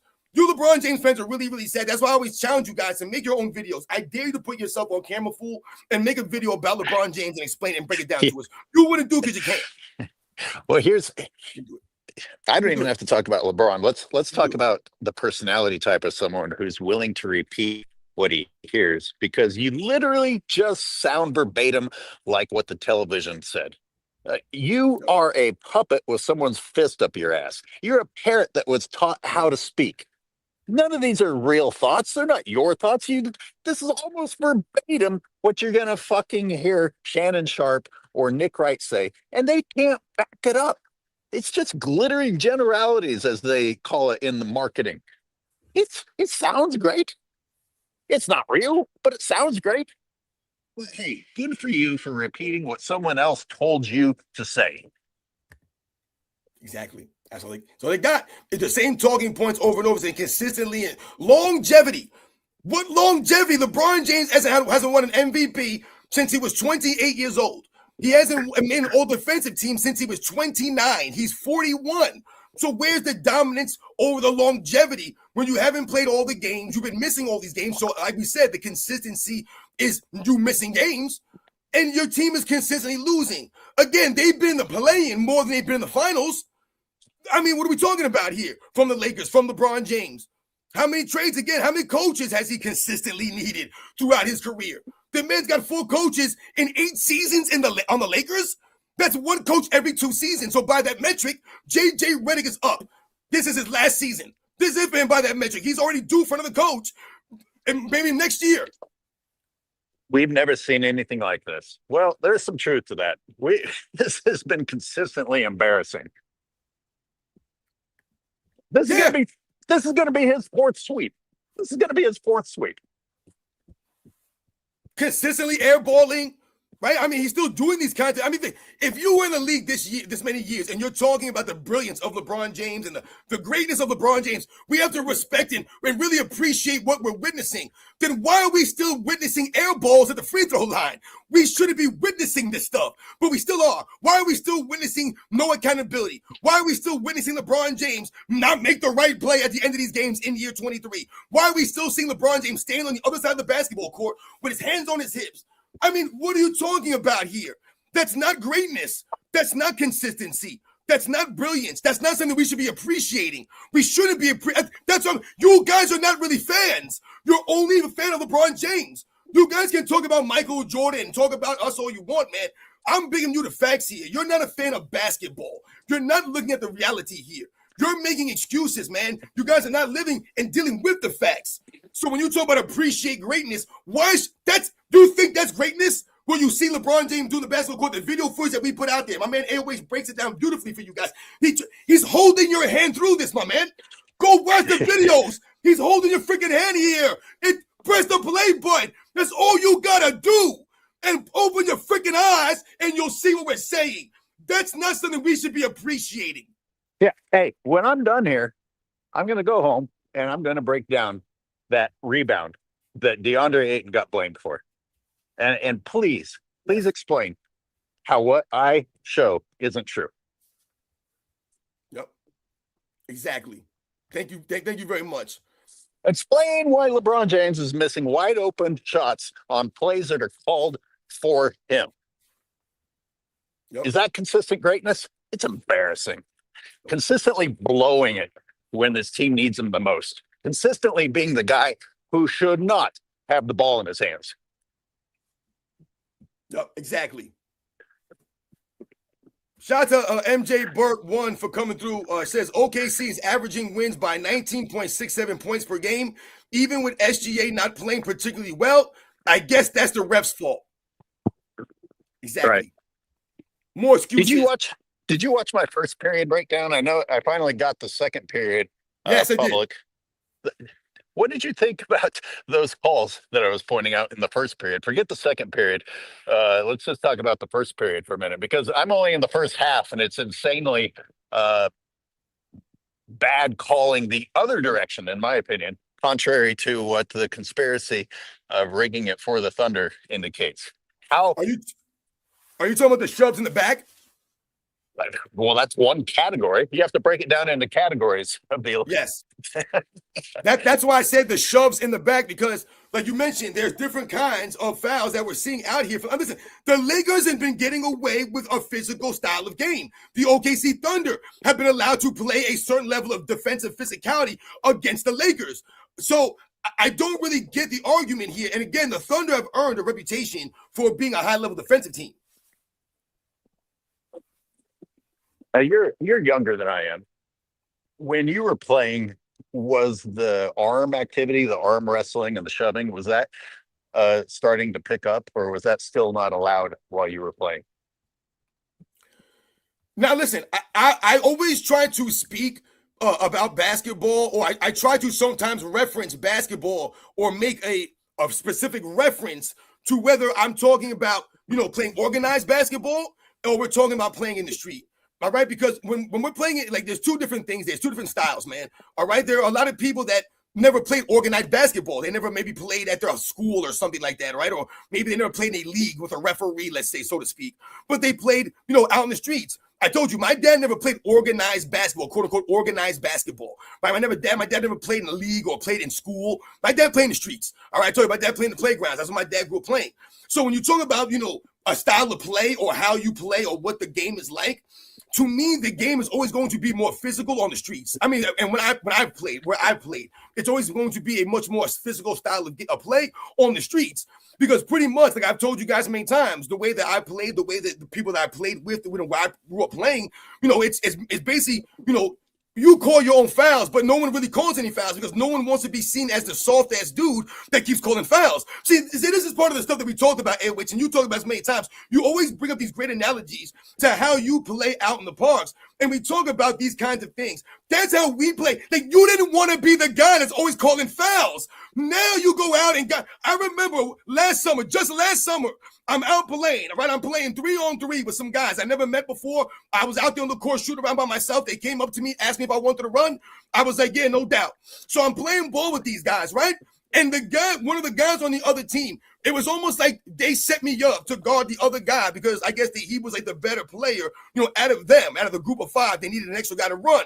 So this guy's out there, doing all this fancy stuff, doing all these kinds of things against me, right? And I'm playing tough defense against this dude. And every time this guy goes to the hole and I'm rub against him, he calls a foul. He's calling everything out there. So I'm like, damn, man, this is what we doing out here? So on the other side, he's guarding me as well. Man, sometimes I'm going in there doing my thing. This guy's slapping me in my arms. He's doing 10 times more physical stuff to me and doing worse spot fouls than me. But I'm not calling it. So at one point during the game, now we've played several games now. We played about 3 games in a row now. And this guy continues to play this style of game. So at one point, I go to the hole, and this dude cleans my arms. I mean, he rakes me right across the arms, and I would not even call this normally. And I went to the hole, and I said, listen, man. I was like, listen, I'm calling a foul on this. I was like, if you're going to keep playing this way and you're going to keep calling fouls on the other end, man, I was like, then damn it, I'm calling fouls. So I'm like, this is getting crazy, man. I'm like, you got to be kidding me out here. I'm like, I'm out here playing and you out here calling every little foul. Yo, I don't play like that. But now, this is how everybody play. Yeah, there's that. But I was actually talking about organized ball. And I was curious if that has changed. And I'm talking about dudes just 2-hand shoving people to get space, like coming up even to the top of the key. I remember things starting to change. And I'd be at the top of the key and some dude ran out and just shoved me in my chest and then sprinted off somewhere. I'm like, what is happening? I was like, this isn't how I was coached. I don't remember this being part of basketball, this 2-hand shoving to create space. In fact, I was taught if you're resorting to using your arms, then you aren't moving your feet. You got to play defense by moving your feet and moving your body, not trying to make up for it with arm wrestling. No, wait, I mean, you're on the money with this stuff. I mean, like you said, listen, when I played organized sport, I think a lot of things that we talk about and we reference back to our own personal experiences. That's why I tell you guys, I'm giving you perspective. I'm giving you my perspective off of the facts, how I see them, off of my experiences playing basketball wherever I was. And one of the things that I always remember is the kind of game that I played. All right, I'm not tall, right? I wasn't one of the tall guys out there. I played the point guard position.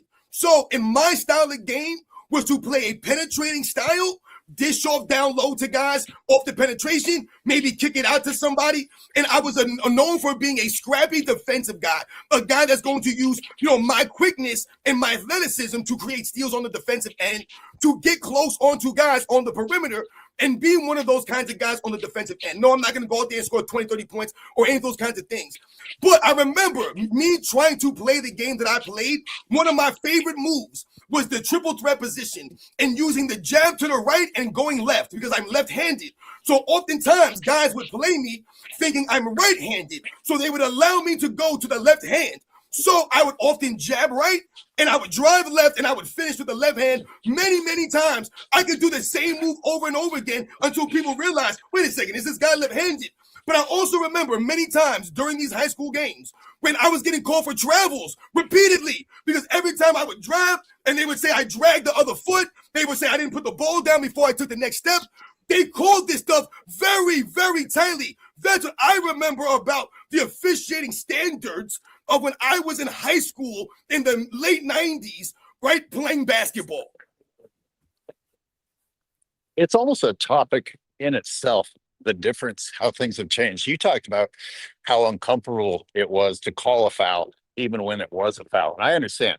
I don't like calling fouls either. And I got hacked a lot. I was underneath the rim where I didn't belong, but that's where I liked playing. Yeah. And I don't like it. It was obvious. You just hope that the other guy is decent enough to at some point be like, hey man, I keep fouling you. My bad.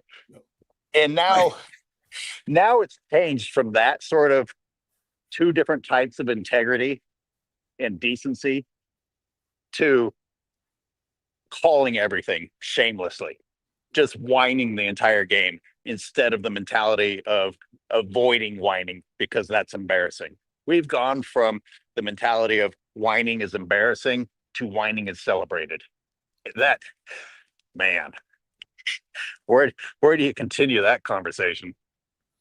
I mean, listen, you talking about some fantastic stuff right now, and you making me think about so many different things about, they say just how we think about this stuff. When you think about being a competitor, I mean, think about one of the ways that you can be or get really, or makes you or forces you, to be really competitive when you're talking about playing basketball. Let's think about on the street in the park, for example. There are often times when you go to the playground, you go somewhere, and in order for you to stay on the basketball court, you got to win. And if you don't win, you might have to wait a long time to get back on the court. Guys, I've been to playgrounds. I've been to places. Like I told you, I've been all over the place, man. And I remember I've been to so many gyms and so many playgrounds where if you don't win, you're never getting back on, man. You're never getting back on. And you know what's really funny about? There are a lot of times where I've been to playgrounds, where I went to parks, right? And you put on a show, you do something in the game, maybe your team loses, but another team saw you play and they wait for you and they pick you up. You know how many times I've been picked up, y'all, when I would have to wait to get back for hours or I would have never got back on? But dudes recognize real. I told you guys this. And they were like, yo, man, you want to run on our team? And I've got back on the court that way many times, man. So you're a competitor. You have to be competitive because if you lose, you ain't getting back on the court. We've been old man ranting for a while. How are the Supers doing? We caught up? Oh, yeah, we got to get back into these Supers, man. I see some people out there dropping some Supers, man. Again, shout out to you guys again on a Mother's Day morning. Uncle Rico's Revenge. LeBron is like the Emperor's New Groove, but instead of being a llama, he's a jackass. That's his angry. He's a jackass like Draymond Green. Shout out to Uncle Rico's Revenge. Shout out to what we got here. LeBron POW ends me. Oh, my goodness gracious, man. Listen.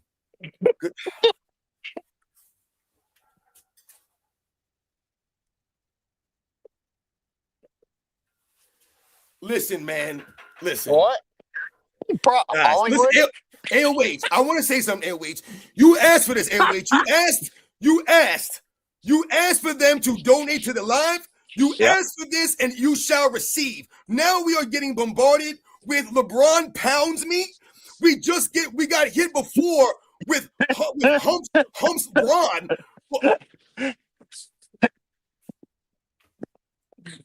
We doing this on Mother's Day.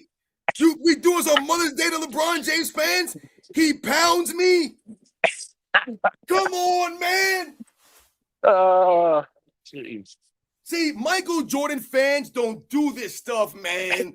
Basketball fans don't do this. Let's read it off, though. Let's read it off, Airways. Hold on a second here. LeBron brought Hollywood to the NBA. What player has done that?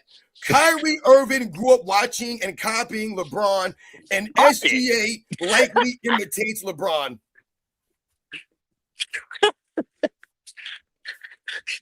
Let me tell you something. There's good Hollywood and there's bad Hollywood. So let's understand that. Next, you're going to say he brought Hollywood to Hollywood. Like LA didn't exist until LeBron went to LA. I mean, they claimed that they needed LeBron James for ticket sales. Jesus, the Warriors suck ass, and Curry's still outselling LeBron's jerseys. People. Hey, some of these had better be on my channel because if we're reading these clown things, I better get a little bit of that money. I don't want to suffer through this for nothing. That was part of the stipulation. You got to pay for us to read the stupidity, but not if I'm not getting paid. Oh my God, LeBron pounds me.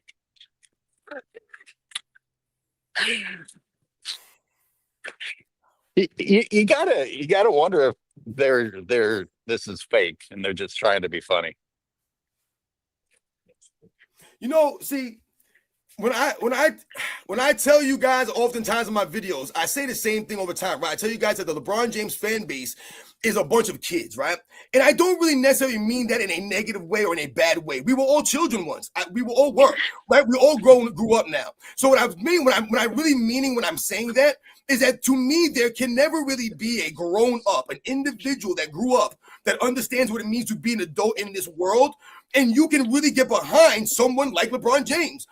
I just don't see it. So when you see comments like this, when you see the titles of some of the channels, when you see something like, LeBron, whatever, all this stuff, then it really helps and puts that in perspective that I'm telling you guys. This is what I mean. There's no grown up behind this stuff. You think that a grown man really sat there and did this? No, man.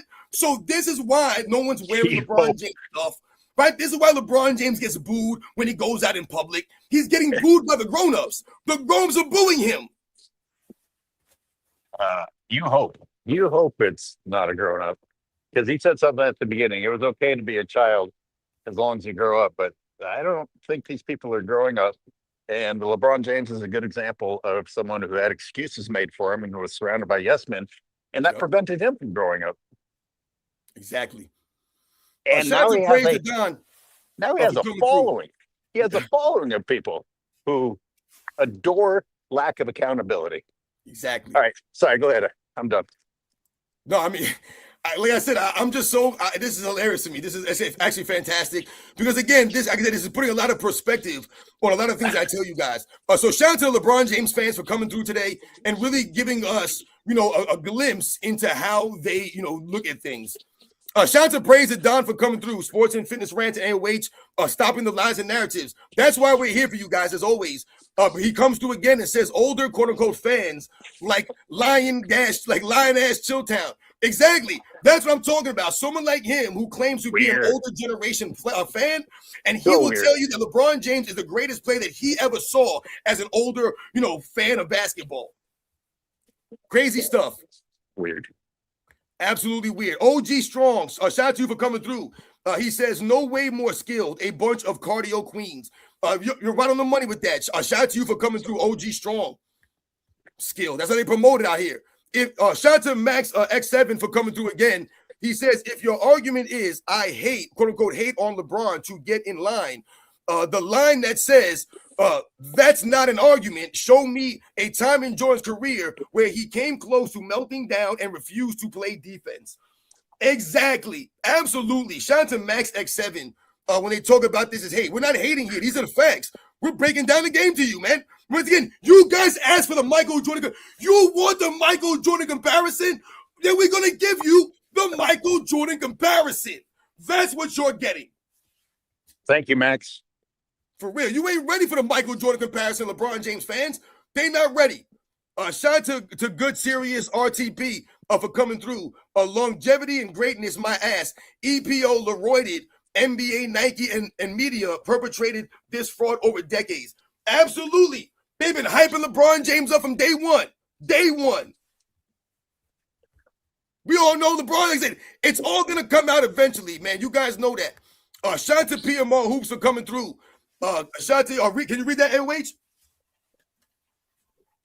Too kind, gentlemen. We're trying, but you all set the bar high. Cheers. Look at the old school guys being humble and complimenting each other. For real. Once again, man, showing and proving how gentlemen, how grown-ups act out here and conduct themselves. Shout out to the real Donald Trump for coming through. Says, why are the Laker fans and the Lakers complaining about the refs when the Diddy showed SGA how to flop? LeBron showed Austin Reeves how to flop. Exactly. Yeah. Exactly. Yeah. And like you said, anyways, they're blaming Luka Doncic. I could go down to the Castro district today and see guys more masculine than the team that just beat LeBron James. You know, if LeBron's that guy, he should have not let his ass get whipped by the Zesty Thunder. A fucking cadaver. Charles Barkley called Durant a cadaver. But Holmgren is more cadaverish than Durant.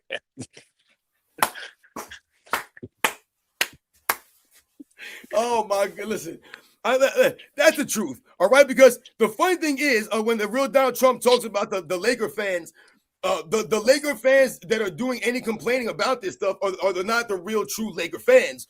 These are the fake Laker fans that are, masquerading themselves, or the LeBron fans masquerading themselves as Laker fans, right? Because how many times do we really see the LA Laker fans out there talking about how LeBron James has hijacked their franchise, hijacked the team, that they don't really enjoy watching the games with LeBron James on the team. So he doesn't really bring anything for those true fans out there because, again, LeBron James' game is basic, boring, bland. He continues to low manage on the Laker fans. He continues to flop around in the Laker uniform. And he continues to do a lot of these weird things on the basketball court that we see him do over and over and over again. I posted one video of LeBron James last night. He was doing like a new dance move or something. It was like he was going to go help on a double team, but he wasn't sure if he should help on a double team. And he was caught doing some weird herky-jerky move. It's just very weird stuff that LeBron James does. We talked about the blowing on the hands. I mean, guys, like the NOLA guy earlier, the LeBron James weirdo. Like, what are you really thinking, or what goes through your mind when you're watching a game? I mean, if you guys even watch LeBron James games, which I doubt you do, when you're always seeing him blowing on his hands and wiping his chest all the time, like I don't like. Isn't that weird to y'all? Don't y'all think like, yo, why is this guy always doing this? Like he should spend more time playing defense and actually watching the game than always blowing on his hands and wiping his chest so much. It's just like this weird, really weird mannerisms on LeBron James, and the things that he does are low IQ plays. He just makes a lot of mistakes oftentimes for a guy who's considered the smartest basketball player in NBA's history. And I'm going to rip on Skip Bayless for being one of the main culprits for pushing that. He always says that. He does. You're right. Absolutely right, Airways. You're right to call him out. That's what he always said. He's so smart. The highest IQ of any player ever. Really? So Skip Bayless, again, this is what we're talking about. Like, you know what bothers me? Like sometimes when they say these kinds of things, the way they promote a lot of these guys, and I tell you about the burden that's on someone like a Skip Bayless, these guys who are broadcasters, who are supposed to be analysts, they're supposed to be experts on the game. They're getting paid as experts. I'm not getting paid to be an expert. Hey, wait, you're not getting paid to be an expert. We're not getting paid to be experts and give expertise, our expertise here. All right? I'm giving you context and perspective to the nonsense these guys are telling you. But when Skip Bayless comes out and talks about the IQ of a LeBron James, and when a lot of these other guys come out and talk about how great these players are in this aspect of the game, they never tell you about the other great players because that's the burden that they're not giving you, the proof that they're not giving you. Instead of saying this guy's the greatest at XYZ to highlight how great this guy is, they have to say he's the greatest ever. I've never seen this before. What they used to say back in the day, guys like Hubie Brown, who I talked about in a recent video, they would say, I haven't seen someone play like this since so-and-so. I haven't seen someone play the game since so-and-so did this, or so-and-so was playing this way. Oh, I remember what's his name back in 77. Oh, you remember what's his name back in 82? But that's how they talk to you. It wasn't, hey, this guy's the greatest. I've never seen anything like this. They would say, damn, I ain't never seen it since Oscar Robertson. You know, I ain't seen no one do this since Jay West. I ain't seen no one do this since Will Chamberlain. I ain't seen no one do this since Wills Reed. I ain't seen no one be like this since Walt Clyde Frazier. They would mention the other guys that they remember who it reminds them of. That's the burden that's on these guys. You don't have to say that these guys are not as good as the guys in the past or they're not on par. What you do is you say, hey, this guy's one of the greatest offensive guys I remember playing this way since Hakeem Olajuwon. Now you have guys like Shaq saying Victor Wembanyama is the first perfect center. Why not just say he has a chance to become the first perfect center or to be a guy like a Hakeem Olajuwon or a Will Chamberlain or a Kareem Abdul-Jabbar or whoever you would think would be considered the overall perfect center in your mind up until that point. But instead, we jump off the cliff all the time. Yeah. Particularly strange to hear Shaq do that. Yeah. Yup, exactly. You know what else they're doing, though, when the announcers mention the past and the guys from the past, they're also helping the audience understand that the game has a history and there might be something worth going and learning about. When you don't even mention the past and you just pretend like right now is everything, it's disrespectful to the past, and it doesn't do the viewers any favors, because if you are a true fan of the game, you should probably want to learn more about the game and the history of the game.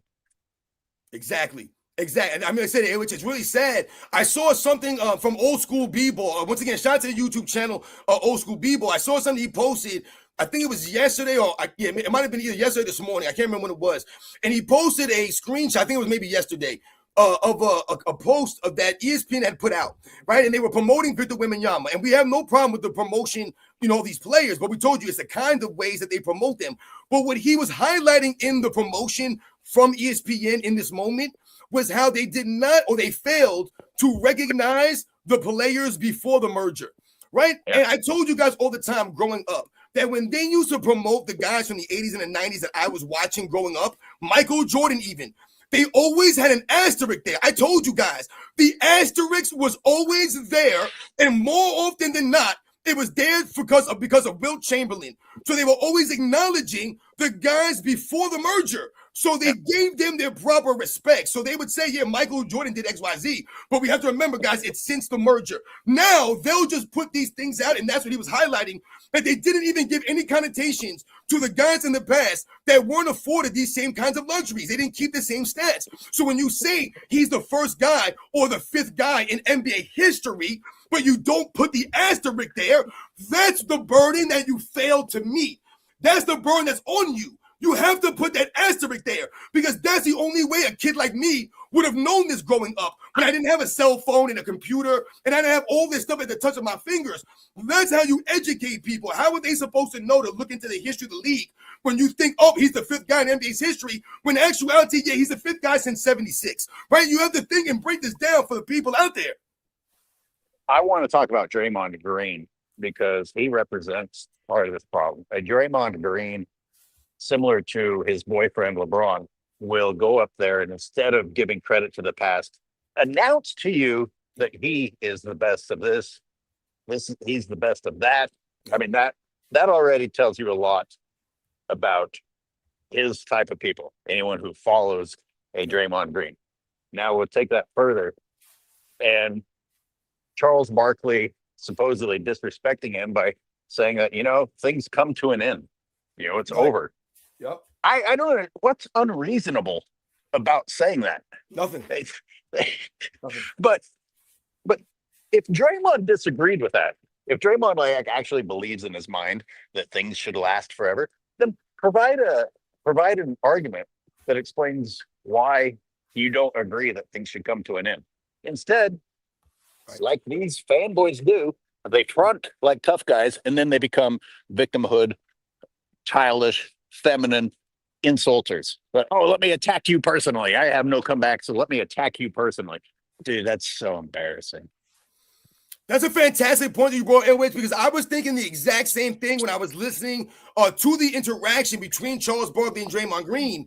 When I heard the response from Draymond Green, and then I saw what elicited that response, I was like, why didn't he go that low on Charles Barkley when all he really said was the truth and really just said nothing that was insulting? When he said, listen, y'all had a fantastic, he actually said y'all had one of the greatest runs in the history of the game multiple times during that interaction. And somehow you took disrespect or a slight on that. I don't understand. And again, when he talks to Charles Barkley in the way that he does, it's not as if he's coming from a place like Shaquille O'Neal, who we've seen disrespect Charles Barkley on the set. It's Shaquille O'Neal. It's a certain level that Draymond Green's nowhere at. So Charles Barkley should never have to take that level of disrespect. So I heard you mention, and I feel the same way, ESPN should never allow Draymond Green to come on there and disrespect and put him in a position to disrespect Charles Barkley to that regard, up to that level, knowing that he's not, like that, and they have some kind of personal beef between them. Draymond Green's reputation, his bad behavior on the court was already a reason not to have him on. I felt that way before this disrespect. The disrespect itself isn't the reason that I was like, don't ever let him on again, because then that looks like you're afraid of him coming on and speaking his mind. He never deserved to be a talking head on television. But let's talk about Charles Barkley's response. He just was like, yeah, okay. And, he didn't get up on his feelings and start personally insulting Draymond back because he's mature and he's secure with himself. And that's, sometimes that's difficult because if you're in the heat of the moment, even you and I who know what the proper behavior is, it's pretty tempting to go at somebody personally or drop a insult on them. I hope that the young people listening understand that Barkley behaved the way that you should behave. And I'm sad to be able to predict without even looking that fanboys out there are probably saying that Draymond cooked Barkley. He behaved like a embarrassing child, and you all think that it's cool. That's disturbing. See, the problem for someone like Draymond Green and a lot of the LeBron James fans, I mean, all the LeBron James fans, is that they don't have the facts on their side. See, that's a problem. When you hear LeBron James fans crying and moan about, well, y'all get personal too. You get personal. No. The LeBron James fan base is the fan base that started the fact that Michael Jordan played against slow white guys. How much more disrespectful can you get when all of a sudden you boil down an entire era of NBA basketball players to white guys that are slow because they're white? Not because they were slow. They're slow because they were white. That's LeBron James fan base. Y'all started this kind of stuff. You said that Michael Jordan played against no great players. So you were the ones that were making it a personal attack on an entire era of players, not just Michael Jordan. I have an entire playlist on my channel. I'm almost at episode 70 of personal comments that LeBron James fans have made to me over the years. Personal comments. I've had them threaten my family. I've had them say things about wishing I would die. I mean, this is what I've never said that about LeBron James on here. I've never said that about his fan base. I've talked about how stupid his fan base is because that's the facts. You guys are ill-informed and you're not up on the facts. And you guys have never played sports. You guys are not adults. You're a bunch of kids that cry and moan and repeat the same things over and over again. So when you talk about making a personal attack, you guys live in that realm. That's all you guys have. That's why I challenge you guys to make videos. You can't make videos because you can't break the games down or break down the history of that game. Yeah, again, they're out there running their mouths, and if someone responds, then they play the victim card. Yeah, it's an important point that the old heads didn't start this. We never felt threatened that our era of basketball was, in fact, actually inferior. This new generation is up there running their mouths and unnecessarily being disrespectful and insulting while we're looking at an inferior product. It was bad enough to have to watch an inferior product, but the inferior product paired with them always on TV, running their mouths, complimenting themselves in addition to disrespecting other people. And people finally are like, no, hold on. And then you're like, oh, you're hating on us. We're responding to your nonsense. We're not randomly attacking you. We're responding to what you did. You don't get to just act a certain way and run your mouth and get no pushback. You get to play the victim card when there's pushback. You brought this on yourself. I bet your dad told you before, in your time, I bet you brought that on yourself. Or you got to take what you had coming. Not always, it wasn't always your fault, but there's times where we had shit coming to us, right? I'm thankful for the ass whoopings. Yeah. Did your dad bail you out when you deserved an ass whooping? I got my ass whooped, man. Huh? I said I got my ass whooped a lot, man. Did you? But again, I've said many times, like you're talking about AOH. I deserve those ass whoopings, man. I told you, me and my brothers were bad, man. We were bad, y'all. We were some bad kids, man. I told you, man. We was out there doing stuff. I told you. That's why my mom ain't take us to McDonald's. Because we were bad, man. We were always doing stupid stuff. I told you, we be in freaking cow doors, knocking over the clothing racks and doing all kinds of stupid stuff, man. You know what I'm saying? Like, you guys know that, man. Being Buster Browns, knocking over the shoe rack. We be in Pathmark, making a mess. Yo, we be doing all kinds of stupid stuff, trying to put our hands in the lobster tank. Yo, I mean, just dumb things when we were kids, man. So, when I talk about ass whoopings, I always told you guys, man, that's one of the things that I told you. It made me who I am. I earned them. My parents never abused me. I was never beat for no reason. I was beat because I had to be beat. You need to get your ass whooped. Thank you, Mom and Dad. Thank you, Mom, on Mother's Day for whooping my mom whooped my ass till I was about 13 years old. And then she was like, yo, I'm passing this over to your father. And the ass whoopings continued till I went to the military, man. I was on the curfew till I went to the military. All right. You guys have no idea what it means to the life that I lived. Yo, my dad and my mom, they ain't play no freaking games, man. No games. Shout out to Sport and Fitness Rance's parents, because without them, we might have had another fanboy in our hands instead of some actual rational thinking here. My dad, I remember one time my dad kicked me in my ass. Yo, he literally kicked me in my ass when I was 8 years old with some pointy ass freaking cowboy boots on, man. This dude kicked my ass hard. Guys, I remember this like vividly. I feel it right now thinking about it, man.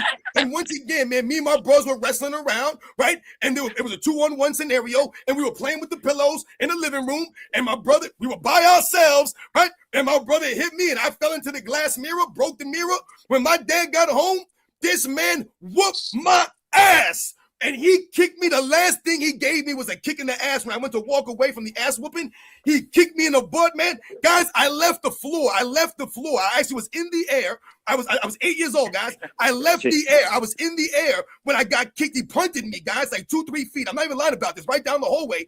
And I ran into my room, guys. Man, I'm telling you right now, man, these are the ass whoopings I was dealing with, man. My mom is a crazy Italian lady, man. She was whooping my ass with broomsticks. I was getting hit with shoes, all kinds of stuff, man. Are you kidding me? But I told you guys, I deserved all of that.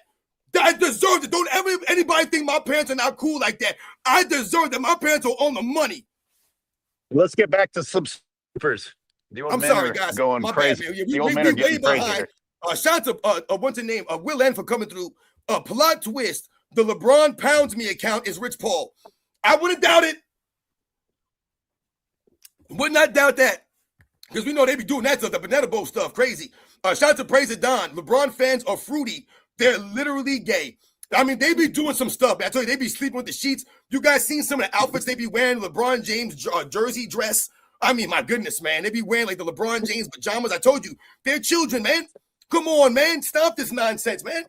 I had people, LeBron James fans, making fun of my hat. This hat right here. You had people making fun of my hat, talking about, yo, I can't believe you actually wearing that hat. You look like a fool. And I just, see, these are things I'm laughing at when I talk about the LeBron James fans. They would never put themselves on camera and make a video, but then they'll talk about what I'm wearing, how I look, all this stuff, and then they turn around and say, yo, why y'all got to be personal? That's y'all, man. Once again, shout out to Aunt Weston for coming through. They don't want to be like LeBum. They want to be Savannah. That's right. It's sick, very sick. Keep mad, Bobby. You love what you do. Yo, shout out to Aunt Weston for coming through. I told you, man, they be putting out stuff, content. Yeah, man, I wish I could be Savannah for a day. Like, indecent proposal. I was about to say, you're kind of like disrespecting actual homosexuals because they're more masculine than these fucking fanboys are. Soft. They soft as hell, man. I told you, they soft as hell, and they out here trying to masquerade as real basketball fans. And every time you turn around, they're making an excuse. I told you, grown-ups, people who have grown up, I told you, we all make mistakes, man. We've gone through life. We make mistakes. We learn from this stuff. No one's going to make an excuse for you.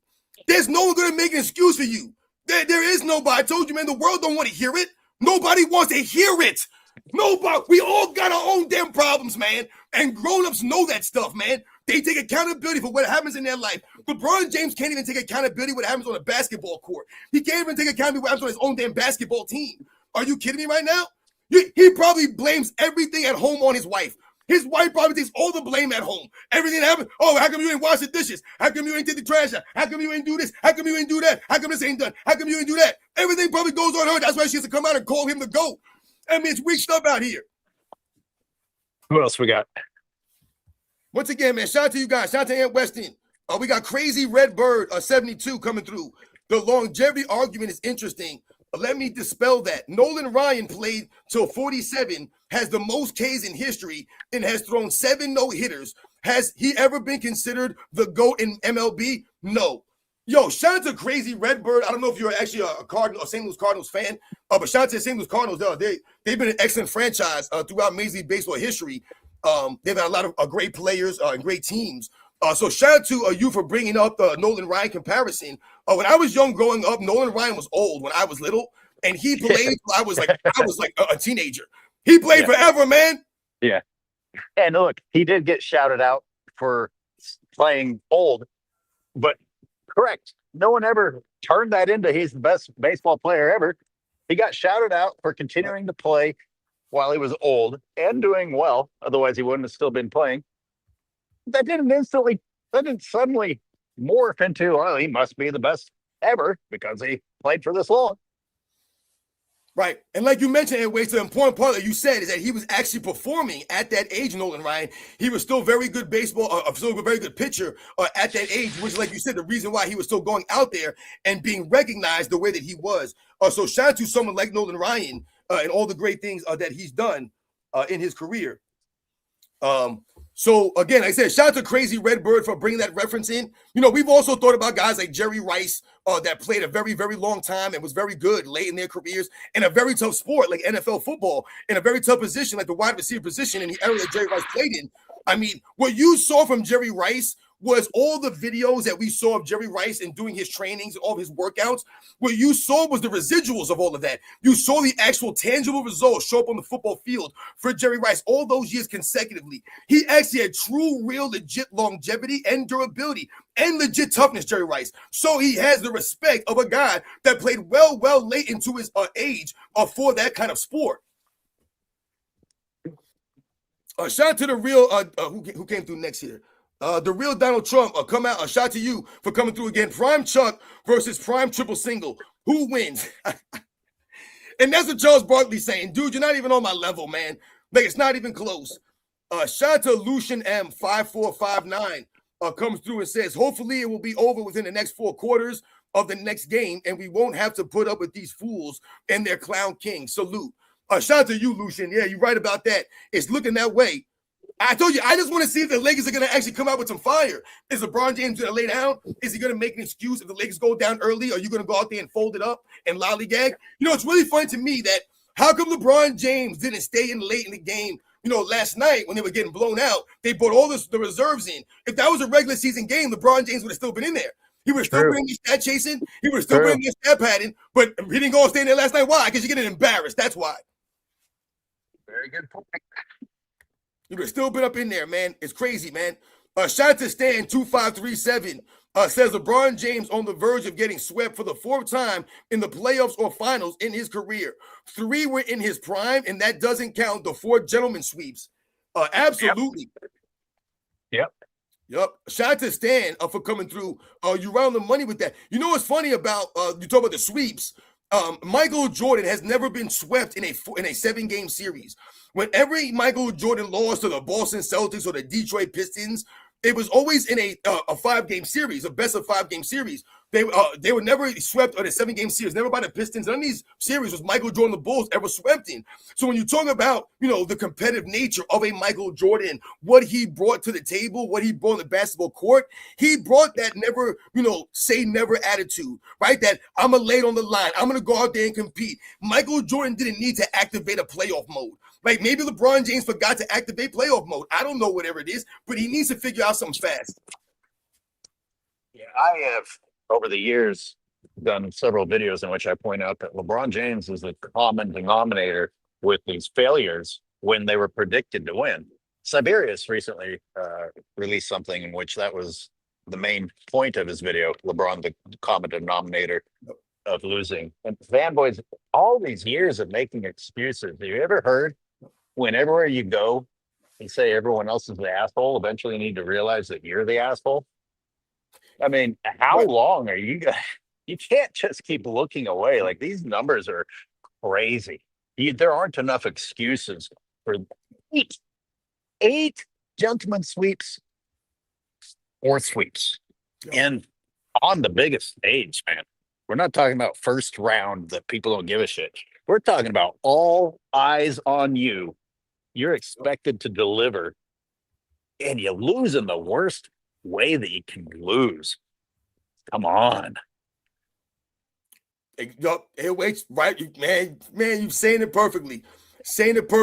And that's what we're saying. Not only are you losing that way, and then we watch the games and we see you not even competing from play to play, right? Remember, this is from play to play. This isn't just game to game or series to series. This is play to play. You get this from LeBron James, where he just decides to either stop running, stop playing, not rotate. How many times last night did you see LeBron James stand there where a player drives right past him and he doesn't even slide over to help play any help defense? He just stands there. And then he stands and watches everyone else fight for the rebound. And then if it happens to fall to him, then he's actually there trying to make some effort. I posted a play last night That's where LeBron James gets blown by Alex Caruso. He's just standing there lollygagging, and he watches Alex Caruso run right past him for a wide open dunk. This is more of the same. That's exactly what I thought when I saw that clip on YouTube that is condemning DeAndre Ayton. LeBron James is standing relaxed, expecting the ball to land in his lap. If he had come forward a couple of steps and jumped, that ball is his. How bad do you want to win if you're satisfied to stand there and wait for the ball to come to you and just blame someone else when you didn't do? Let's not even say that it was his job, which I would argue it was. It's everyone's job. But, people want to use that excuse. Listen, if you really want to win, you do more than your job, not just your job. I don't want to hear about that wasn't my job and that you're also a competitor. Competitors don't say that shit. Oh, that wasn't my job. Yep. Well, congratulations. You're going home and you can say it wasn't your job. Yo, that's Stephen A. Smith. Oh, LeBron did his job. He did his job. What is LeBron? What's funny when he says it, I'm trying to think in my mind. I'm like, what is LeBron James' job? Like, if you had to break it down for me, Stephen A. Smith, if you had to write it down, what is LeBron James' job description? I would love to know what that looks like. Yeah, he did his job. I'm like, what? Is it standing in the corner? Is it not helping on help defense? Is it taking the easiest? Exactly. Like, is his job not to be the leader? Is his job not to, like you said, get back? His job is not to hustle. Like, his job is supposed to be leading by example. His job is supposed to be going out there laying it on the line, right? And having his team prepared to go out there and compete. Like I told you, against the defending champions in a game 3 of a second round where you guys are getting beat down. Once again, where's your sense of pride? Where's your sense of being like telling your team, listen, man, we have to go out here and go out there and play tough. And we have to go out there and show, listen, man, we ain't going to lay down out here. But instead, you get LeBron James lollygagging, giving up. Like I mentioned earlier, he's crying and moaning on the other side of the court with the Lakers down by 2 in the third quarter. Come on, man. If you remove certain centers from history, like Shaq, but it's almost always a center. If you remove those guys, LeBron James is the worst free throw shooting superstar ever. Out of forwards and guards? Like, come on. How? Go see a therapist and come back the next season and make your free throws. And LeBron James will be the guy that volunteers to shoot the technicals. Let me read off a couple more supers. I think we almost got all the supers. I think there's maybe one or two more left. We got one here. A shout out to Minds of the North Star for coming through.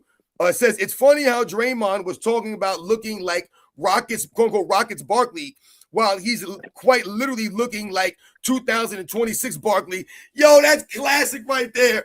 In a TV studio talking basketball in a suit during the playoffs. Wow. Yo, shout out to Mind of the North Star, man. I told you guys, man, you guys are fantastic. You guys leave wonderful comments. You guys understand it. You guys get it, man.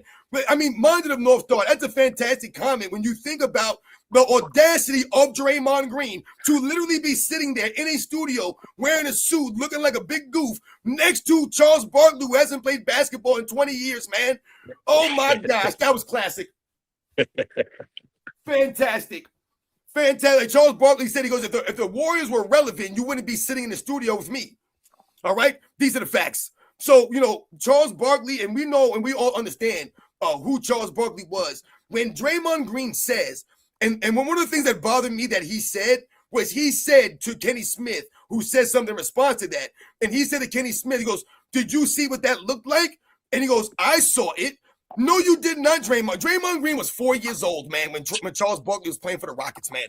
All right, Draymond Green has no idea what the hell was going on in the 80s, in the 90s. These guys are so stupid, man. And you think that Draymond Green went back and watched the history and actually looked into Charles Barkley and what Charles Barkley was actually doing at that point in time in his career? No, he doesn't. He just looks on a piece of paper and is like, oh, well, Charles Barkley wasn't Charles Barkley, so that means he was crap. It's the same thing they do for Michael Jordan, the Wizards. If you actually watched Michael Jordan on the Wizards, no, he wasn't Michael Air Jordan, but damn it, Michael Jordan was still good. He was good. But people tried, remember, Michael Jordan was plus both years on the Wizards. He was positive. LeBron James, do you think LeBron James would have been a plus playing on those Wizards teams? Oh, hell no. Yeah. So Draymond is 36 right now, just so everybody knows. And I want to, not to be a dick, I'm going to, just for accuracy, correct exactly what the quote was. Kimmy was trying to soften things and said, what does that look like? It was like a nice way of challenging Draymond to describe, because he probably knew Barkley was better than Draymond at that stage in his career. And Draymond, being the coward that he is, didn't answer that question. He says, I saw it. Yep. Answer the question then, if you saw it. Exactly. He asked you what it looked like, not whether or not you saw it, which we know you didn't. Dude, if I could be the best basketball fan on the planet, and if I watched it at 4 or 5 years old, I don't have any recollection. Zero. You can't fucking watch that shit. Why you gotta lie? Disrespectful and lying. And like I said, LWH, even if we say, or if someone were to say, well, he could have went back and watched this stuff or did XYZ research on this. Okay, yes, absolutely. There are a lot of people that are considered historians of time periods that they weren't around for. However, they're historians. They've done the research. So when you hear them speak on this stuff, they sound intelligent about it. No one's saying that we're going to agree on everything a historian is going to say about their view of the game and what they've researched. What we're talking about with someone like Draymond Green is that we can clearly tell that you did not watch this stuff and you did not do the research and you actually don't know who Charles Barkley was. Charles Barkley was still a good basketball player. And remember, he contributed to a Houston Rockets team. Like I mentioned in the video, they won several more games. They made an improvement in the win-loss record with Charles Barkley. They actually beat the Seattle Supersonics in the playoff that season in 7 games, the same team that eliminated them 4-0 the year before. So the Rockets were improved. Remember, John Stockton hitting the game-winning 3 in Game 6 to send the Utah Jazz to the NBA Finals, where maybe it could have went to an overtime and maybe a Game 7 scenario. So the Rockets were still a formidable team because of the addition of a Charles Barkley, not because he was trash, because he was like you, or I don't want to look like Charles Barkley. Once again, Draymond Green's best season is not Charles Barkley's worst season. Okay, 2 things. Does Draymond Green strike people as the type of person who goes out and does his research? I mean, he's too busy running from losing a game to promote himself on a podcast. He doesn't even leave any time to go and actually learn about the past. 2, whether you think Barkley was trash or not, because apparently his numbers are way better than Draymond's, even when he was quote unquote trash, Barkley called himself trash. He's man enough to be like, you know what? I kind of regret those years. Yeah. And yet he was better than Draymond, but at least he has the security to say, you know what? I wasn't great. Not my best decision. Do you think Draymond has the cojones to say something like that about himself? Absolutely not. Absolutely not. Draymond say that? Yeah, that was actually a great catch. Shout out to Minds of the North Star. I see a couple more supers here, and then we're gonna get ready to wrap this up. It's getting a little bit late here. Once again, shout out to you guys for coming through. Shout out to we got Odephius or Odephus. Forgive me if I'm messing your name up. Says Golden State 16 through 18 would sweep the 90s Bulls. I don't even know where these comments are coming from today. Again, AOH asked for it, and now we're getting it. We're getting a lot of weird people donating money on the live show. Once again, thank you to you guys for coming through and getting educated. I don't even know how we're on the 90s Bulls and Golden State sweeping them somehow. But again, that's a LeBron James fans for you. This is what they do to try to take away from the Chicago Bulls and Michael Jordan when they have no facts. I would love for my man Odufus to go ahead and make a video. I dare you, Odufus, make a video about it. I'll wait for the video, tag me in it, and explain to me the 2016, 17, and 18 Warriors beating the Chicago Bulls in a sweep. You see what I'm saying? Like, the LeBron James fans are so delusional. You couldn't just leave it at the Warriors would beat the Chicago Bulls. You said you had to go a step further and say they would sweep the Bulls. And that's why you guys are a joke of a fan base. Because there's nothing that you could provide that would show and highlight that they would sweep the Chicago Bulls of the 90s. All right? It just isn't, man, okay? Once again, this is LeBron James fan base. They're just getting all weird and emotional out here, but they never have any facts or historical perspective or context to give you out here. We're all dumber now listening to you guys today. Thank you very much for goofing the chat up today on a Mother's Day. Yeah. Fools out here, man. Shout out to my man ATLian 1988 for coming through. The 2018 Warriors couldn't even sweep the damn Rockets, Spurs, or Pelicans. Thank you very much for following this up with the super to respond, so we don't have to do this right now, or Pelicans, but they're going to sweep the 90s Bulls. Dummies everywhere, I swear. Thank you, ATLian. Thank you very much. Yes. A great response, Yes. right on time. Yes, Right the on teams, time. the teams that the Warriors faced on their way to facing LeBron James gave them more competition than LeBron James did. I did a video about that. Yep. That's wrap your heads around that one, fanboys. Exactly. Like I said, this has been broken down many times, the Chicago Bulls and, these hypothetical what-if scenarios. And, a lot of people recognize and celebrate the Chicago Bulls, as the greatest team of all time or one of the greatest teams of all time. And there's a lot of teams, or there are several teams in those conversations. The problem for a team like the Golden State Warriors, we've talked about many times, and what these people continue to try to say, is that they're trying to make this argument not to give the Warriors any credit. I guarantee this person is not a Warriors fan, right? They're promoting the Warriors so that they can say, yeah, LeBron James lost to the greatest team of all time. The Bulls would have got swept by those guys. And that's the disingenuous nature of the LeBron James fan base, the media, the people who put these ideas out there, guys like Nick Wright and the Colin Cowherds, and they promote the Warriors teams. But when you actually look at the scenarios that broke down for a lot of those runs, it's not, like I told you, a comparable to the Jordan Chicago Bulls runs and the teams that they were going against, man. The Bulls faced stiff competition also. Yeah, and they don't stop there. I mean, it's already crazy enough to pretend that the Warriors were the best team ever. They've called the Thunder the best team ever in order to try and make LeBron seem better. Shit, Exactly. Aren't they calling the old Dallas Mavericks a super team? I mean, they say some crazy shit. No, you're right. That's true, wait. You're right about that. Shout out to Stan2537 for gifting 5 Angry Old Hoops fan memberships, man. Shout out to Stan. Yeah, you guys, like I said, you guys are truly humbling, man. Shout out to JC DB7SO for coming through. LeBron only had 4 points in the third quarter. That's the quarter they were outscored 20-33. LeBron is not scoring when the team actually needs it. That's another fantastic point, because that's what we talk about, the lack of impact, right? You don't score when the team needs you to score. You score in these garbage points that don't mean anything. Yeah. Yeah. They flip-flop and they'll be like, oh, well, the first periods matter. Well, not when it's another player. You don't have any problem criticizing other players for disappearing in the fourth period. It's only LeBron James that you suddenly think that the first periods were more important. Yeah, exactly, LH. Right. Shout out to Little Greg 897 for coming through, a member for 1 month. Shout out to you guys, like I said, for coming through and helping support me and my man LH. They trying to hold my man LH down. Like I said, it means a lot. All right, I think on that note, I think it's been a great show, man. We've been on here for over 2 hours. I didn't even realize that. Again, man, you're having a good time with you guys. So, time flies. Is there anything else you want to add real quick, LH? Well, I'm going to thank you for hosting, because I've been jogging this entire time. So I've been out being physically active, and it makes me feel like I got a better start to the day.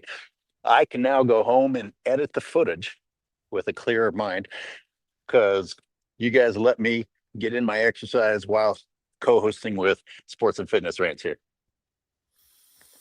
Yeah, man, LH, I appreciate you again, man, hitting me up last night, asking to join me this morning. Another great stream with you, my man. There's all the video footage. I look forward to you, again, breaking down the rest of this stuff and highlighting all the things that you continue to highlight for all the LeBron James fans out there and for all of your true fans of basketball that continue to support your channel. Again, guys, man, I really appreciate you guys. Once again, happy Mother's Day to all the mothers out there. Again, like I told you, this show was for all the mothers out there. My mother, I said my wife, all the moms out there, man, grandmas, everyone out there, man. It really means a lot. We all appreciate what the moms have done for us. Like I said, anyone, you guys know, man, what it means. Again, I hope you guys have a good rest of your Sunday. Hope you guys are having a good weekend. And you guys know the deal, man. LH, man, I'll catch you on the next one, my man. Catch you next one. Thank you. You guys be good.